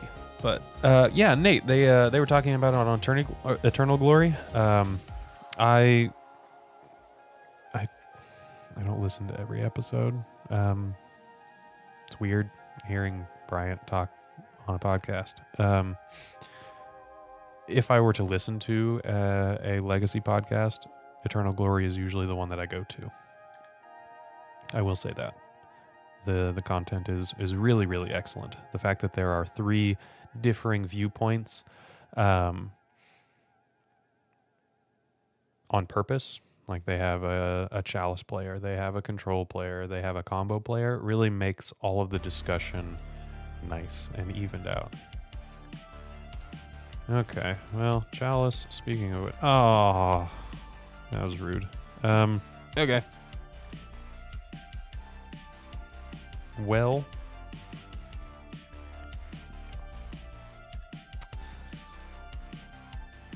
I would have liked to have had that Force of Will in my hand, but we have 2 prismatic endings.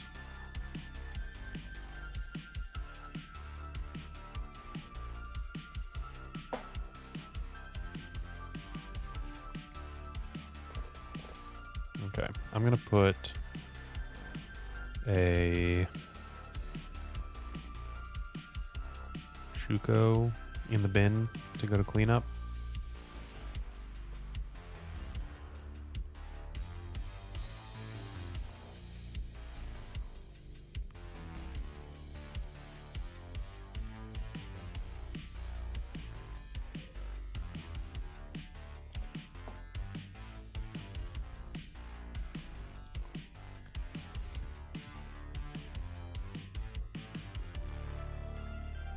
My opponent is making a lot of pauses on their play. Brainstorm.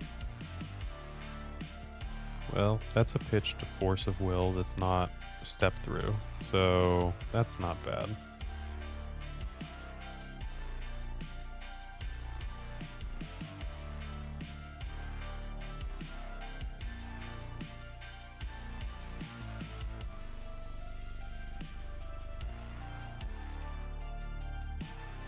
We just are in the waiting room for our opponent. I'll ditch a Nomads.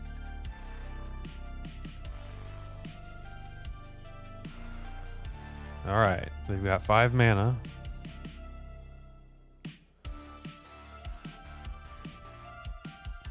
Another Leyline. Well, that doesn't matter. Yeah, David, Aether Vial actually was a very commonly played card in this kind of a deck. It is not anymore,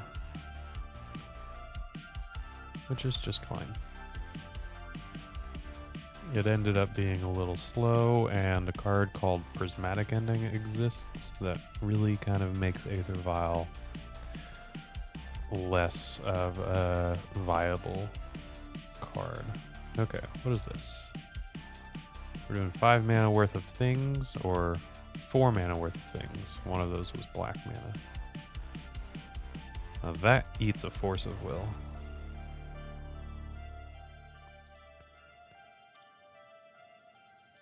That's for sure.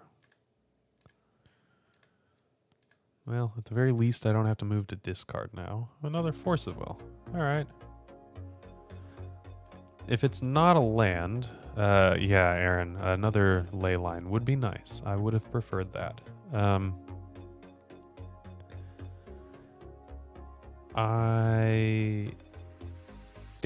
If I wasn't going to draw a land, another Force of Will is not the worst thing in the world, right? That would take me back quite a bit, because I would need to pitch this step through,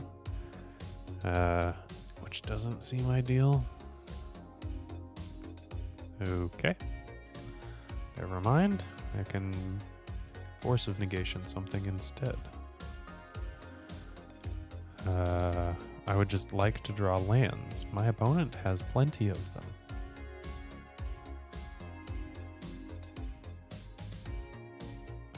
Okie dokie. Curse of Death's Hold. Well, that has to go.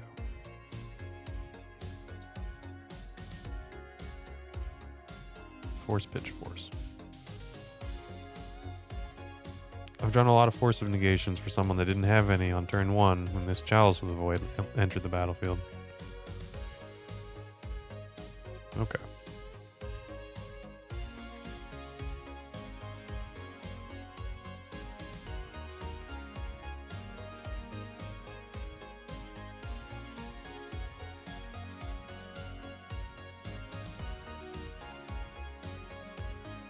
Urborg is really nice. I want to draw more lands. I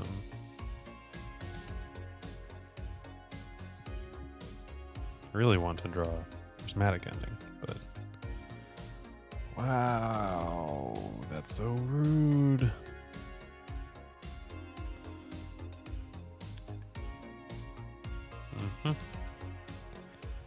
Okay, what about Urza Saga?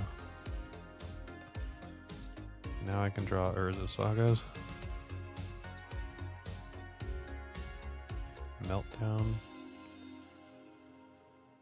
2-drop. My entire hand is uncastable.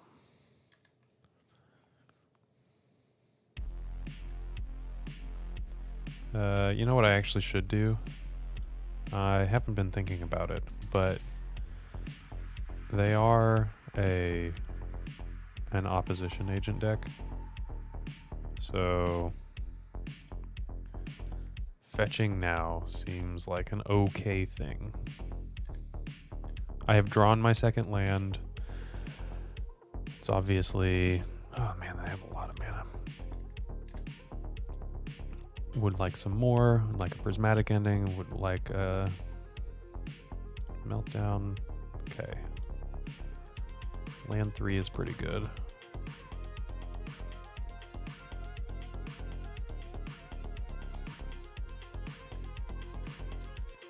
Which is weird. I like Chalice on 1, Chalice on 2, double Leyline against the graveyard combo deck that casts a 1-drop creature and a 2-drop creature to win. And I have outs. Like, as soon as I draw a meltdown, then the game is over.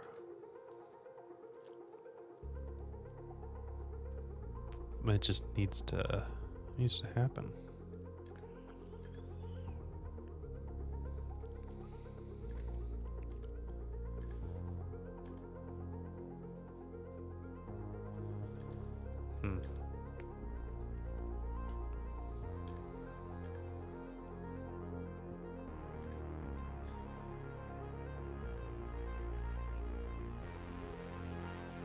There's the saga. It was on the wrong side of the battlefield. Should have been more specific. I wanted to draw the saga, not my opponent. They have 5 cards in hand too. What on earth are they holding?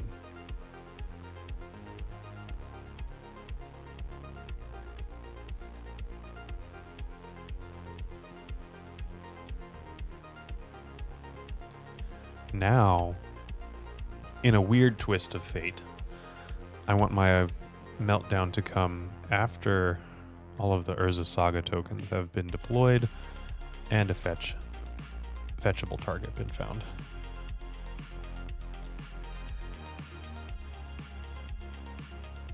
I feel wishy-washy for saying something like that. Like I wanted the meltdown now, and now I want the meltdown in exactly a turn and a half. But ponder. Well, that's not going to do anything. Well, it is. I'm going to discard it.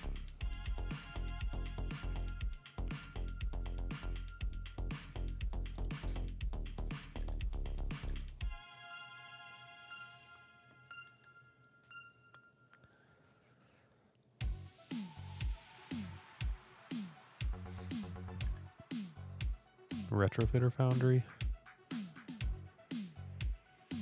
Chrome Mox. Okay, so they have Dark Rituals and Retrofitter Foundries in their hand, and they're just glutted on 1-drops because they have Chalice on 1. It's working for them, but I question the actual strategy of something like that. Whether it's decent and viable. Obviously, it's working here. But, yeah, see, Dark Ritual. There we go. Not really sure about the Chalice Dark Ritual deck. Massacre. Oh, that's spicy. Love a good Massacre. I have a... Oh, Chalice on 0. That's not going to do anything against me, but it is going to mean that I have to draw Meltdown, like, now. To that end, does that mean that I fetch that small little sliver of thinning? Yes. Probably.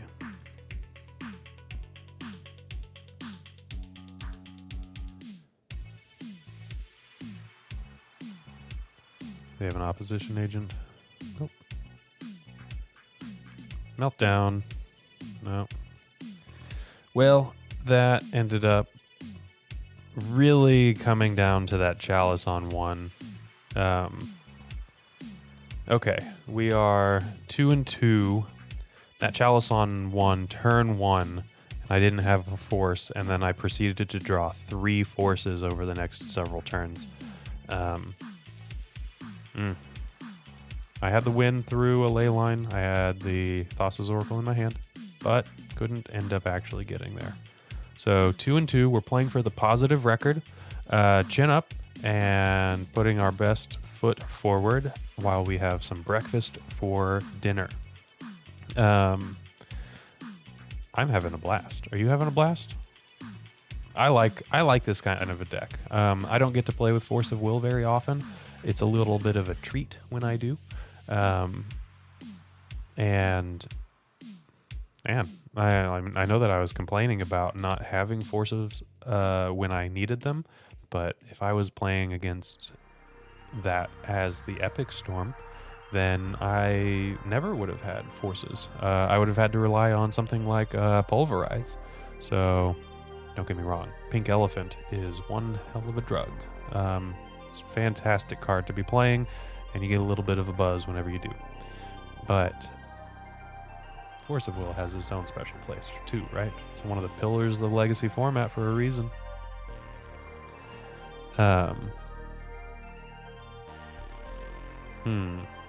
So if you give me just a moment, while we're waiting for our round 5 opponent, I'm going to run a little bit of an ad telling you about some of the cool stuff that we offer as both a YouTube channel and as a website while I refill my water. So I'm going to pull up the social medias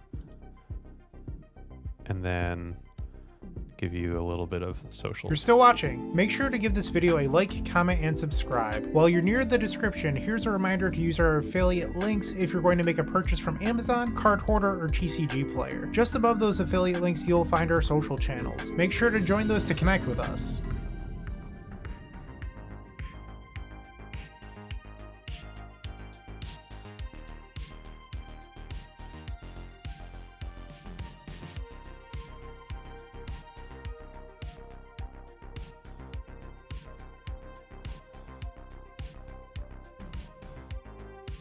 All right, and we're back. I've got a turn 1 Shuko into a turn 2 Cephalid Illusionist. I'm going to keep this. This Narcomoeba, not the greatest thing to have in my hand, especially since Shuko is not a creature. So Cephalid Illusionist, Narcomoeba 2, Narcomoeba 3 will actually be exactly the 3 creatures that I need, but I have a Brainstorm if it turns out that any of this is delayed. Brainstorm to put back the Narcomoeba, I mean. Alright, Scalding Tarn. Are we up against the... Delver of Secrets. We are indeed against Delver. Okay, Cephalid Illusionist. So I can get a basic island here. I will play this into Daze.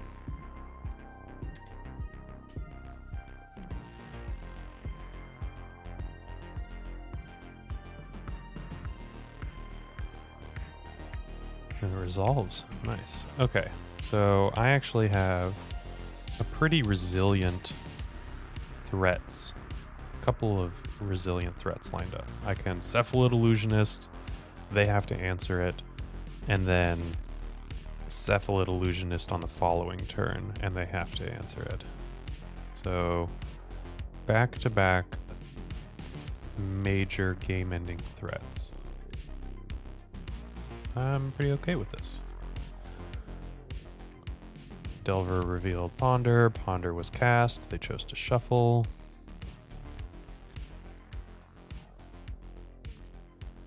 Now, the other option is, now that I have the Shuko plan, I could play a little bit of a long game. Not longer game, I should say. And Brainstorm here. If I want to brainstorm, am I in the market for doing so now or on their turn, because this is representing something like a minor misstep? If it's representing a minor misstep, then I'm going to play the Cephalid Illusionist instead.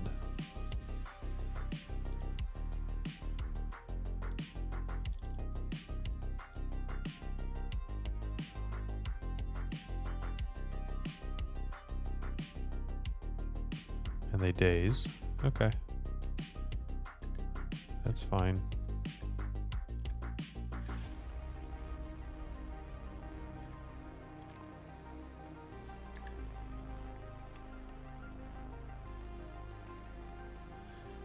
We will be able to, in the last match, actually play with Memory's Journey and Jack-o'-lantern, and Blue Red Delver is a surgical deck, right? So that's actually going to be technology that comes into play. We also get to feature a little bit of minor misstep play as well. That's definitely coming in against the hyper efficient Blue Red Delver deck. So I'm pretty excited.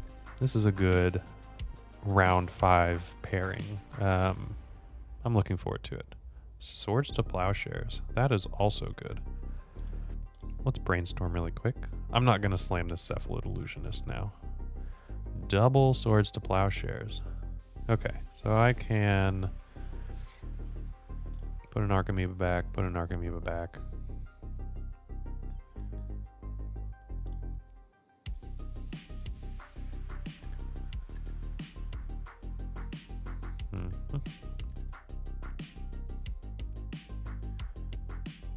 Brainstorm. That's all good.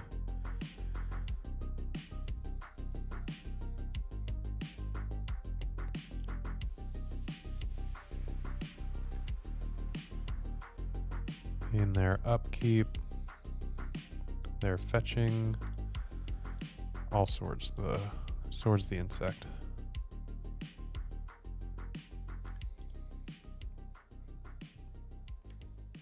And I can have 6.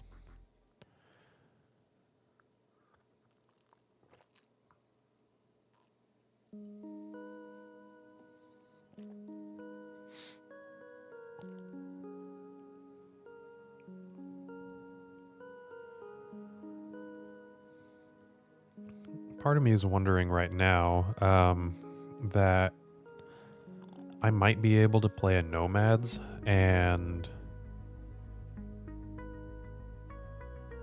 force them to lightning bolt it, perhaps.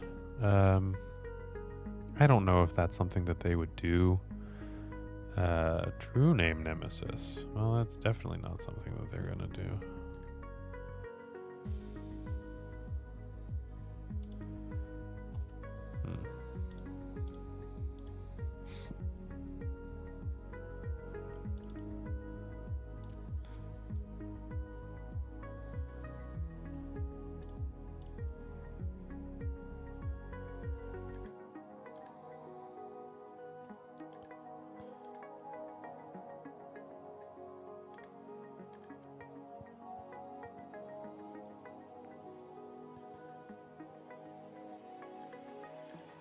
Alright. Take the true name Nemesis hit. Part of me wonders if I should have actually presented a threat earlier than this. Because they've had so many chances to draw into interaction.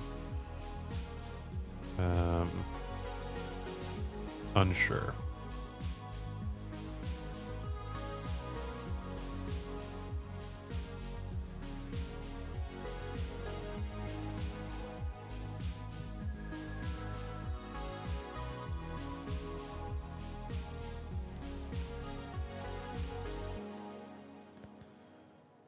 We'll see.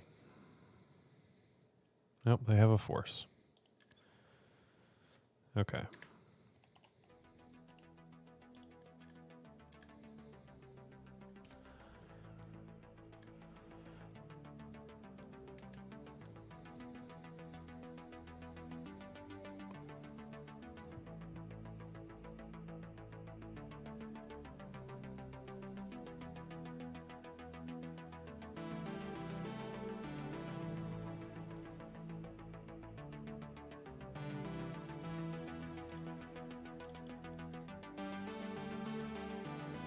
I don't want to show them Memory's Journey yet. I could technically shuffle back the 2 Cephalid Illusionists.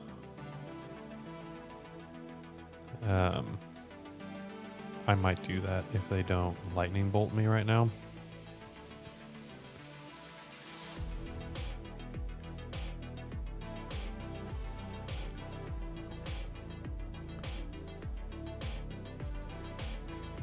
Which they're digging for. Okay? They only need 1.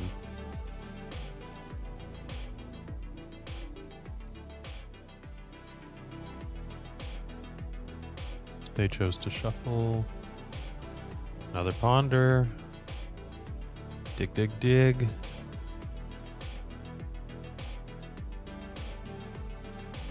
Chose not to shuffle. Something tells me the lightning bolt is in my future.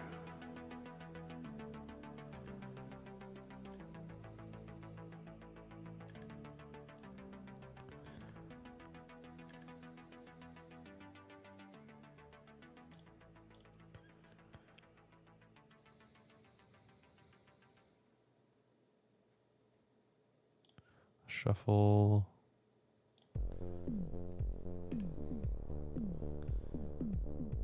Okay. I will concede.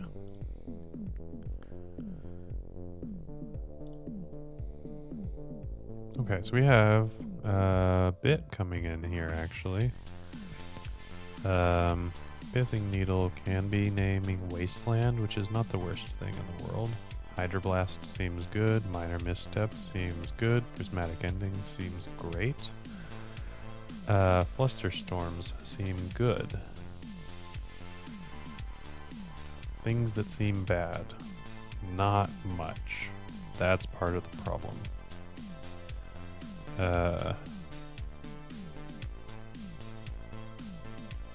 I can probably take out a Shuko and a Nomads. This is going to go a little bit longer. I will have the opportunity to draw a lot of these cards, which also means that I can probably take out the step-throughs. Snapcaster Mage I am eyeing.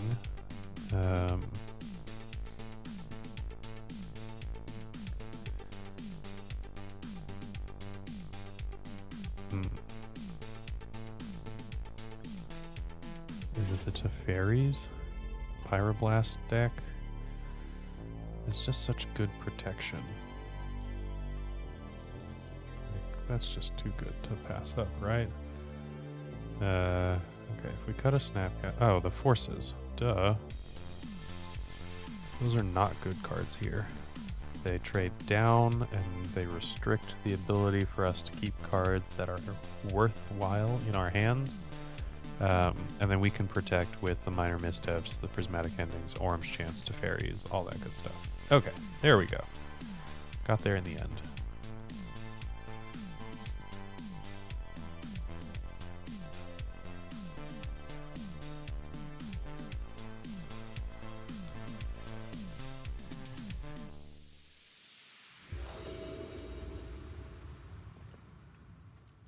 Two plus 2 is 5, by the way, is our opponent's name. Okay, this is a pretty quick combo if we can find land 2. Cabal Therapy and Orm's Chant offer protection. We just are really wanting land 2. We're on the play. I'll keep this. I am not going to Shuko on turn 1. I will try to brainstorm.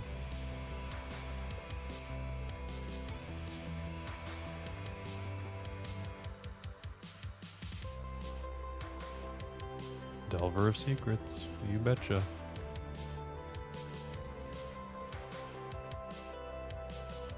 Another brainstorm.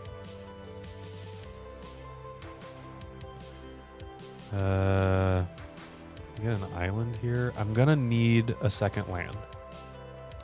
And because I'm gonna, regardless, if I win the game, I'm going to find land 2. Because of that, I can wait for land 2 to get my white, and this land can be island. Oh, look at that. Okay, if I put back Memory's Journey and Cabal Therapy.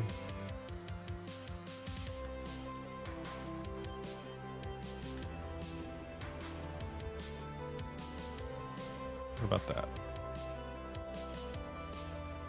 Okay.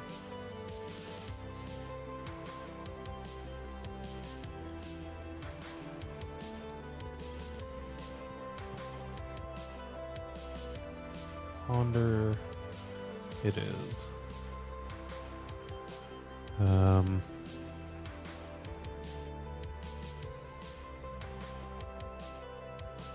feeling okay now that we have another land and it's a basic. Pretty good. They have also found a land.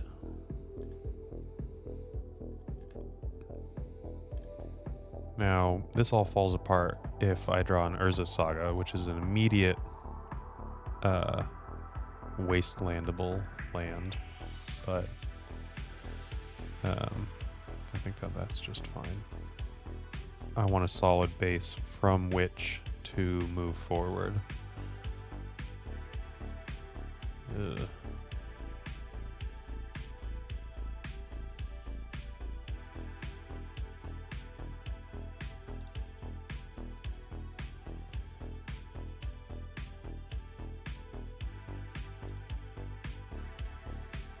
Not finding land 3 is a bit rough.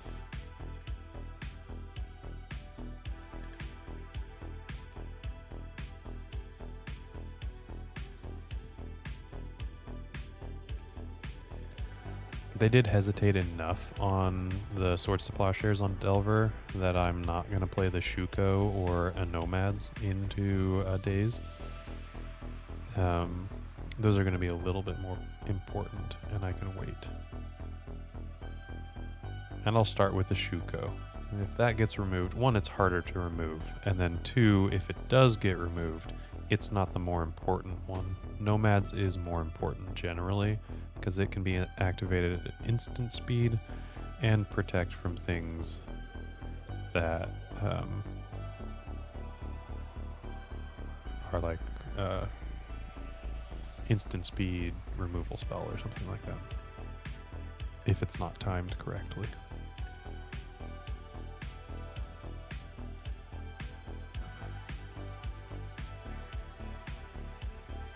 Four mana. We've yet to see if my opponent is straight blue-red or if they're splashing. Looks like blue-red, especially with its steam vents, but I've heard tell of opponents that are playing Minsk and Boo.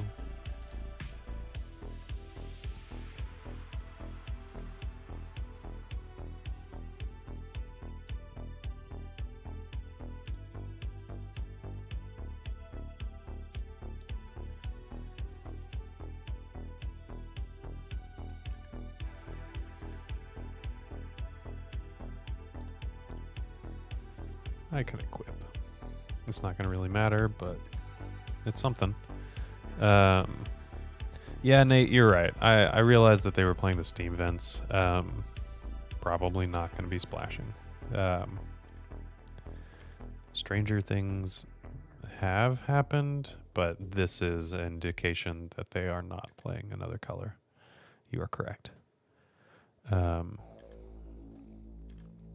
Let's see how this... I mean, this is a blast from the past, right? True name Nemesis. It was being played... Chart a course? Yeah, you know, whatever you want to beat up on the void left by expressive iteration. Chart a course. Sure.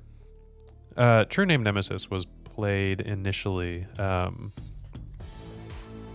in response to the initiative creatures, because it's a way to guarantee to get it back. But I guess it's also a guaranteed way to turn on Chart, of course. I don't know.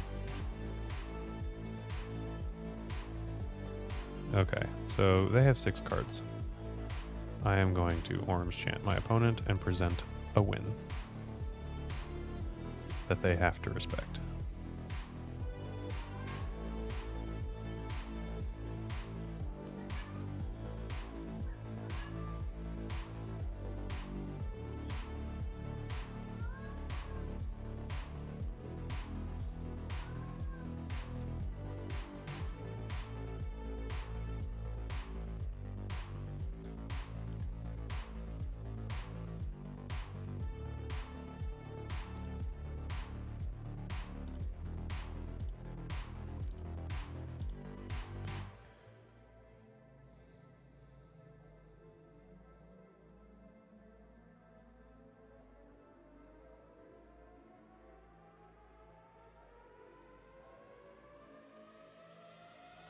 They decided to force the Orange Chant, which suggests something like Surgical Extraction, and since I have the Memory's Journey in my hand, I am less able to play around Surgical Extraction, so I... Lightning Bolt. Okay.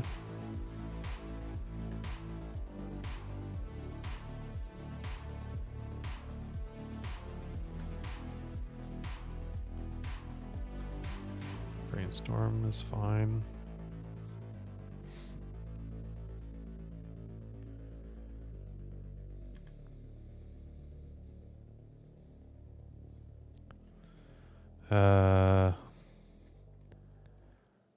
Do we think that they've hidden a surgical?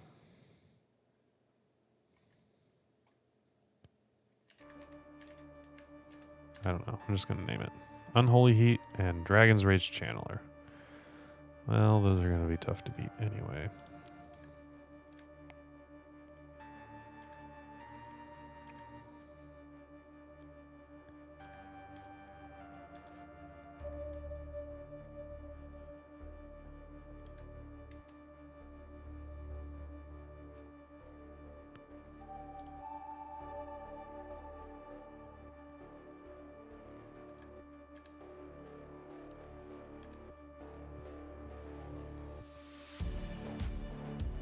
So they have Unholy Heat, Volcanic Island, and whatever the best card that they wanted to protect against Cabal Therapy was. Flusterstorm's good.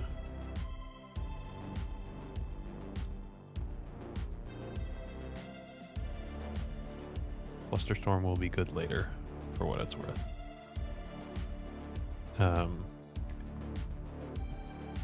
Land 3 again is going to be needing to show up. Another Wasteland. Okay.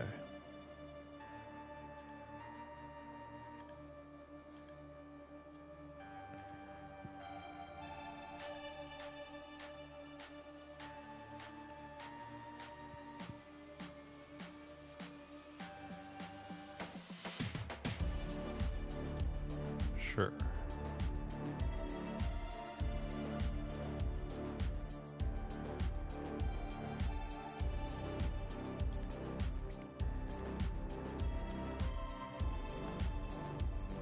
As the game progresses, this Flusterstorm gets worse and worse, especially if they can just keep all of their lands untapped without having to do anything while this True Name Nemesis kills me. Another Dragon's Rage Channeler.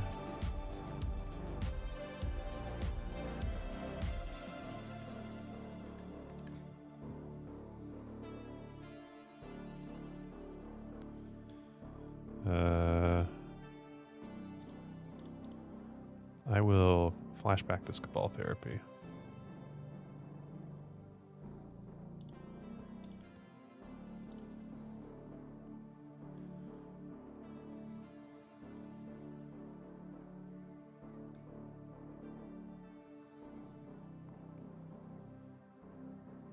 You know what? Flashing back Cabal Therapy, sacking the Narcomoeba. Pyroblast and Unholy Heat. Okay. I think they've got this one.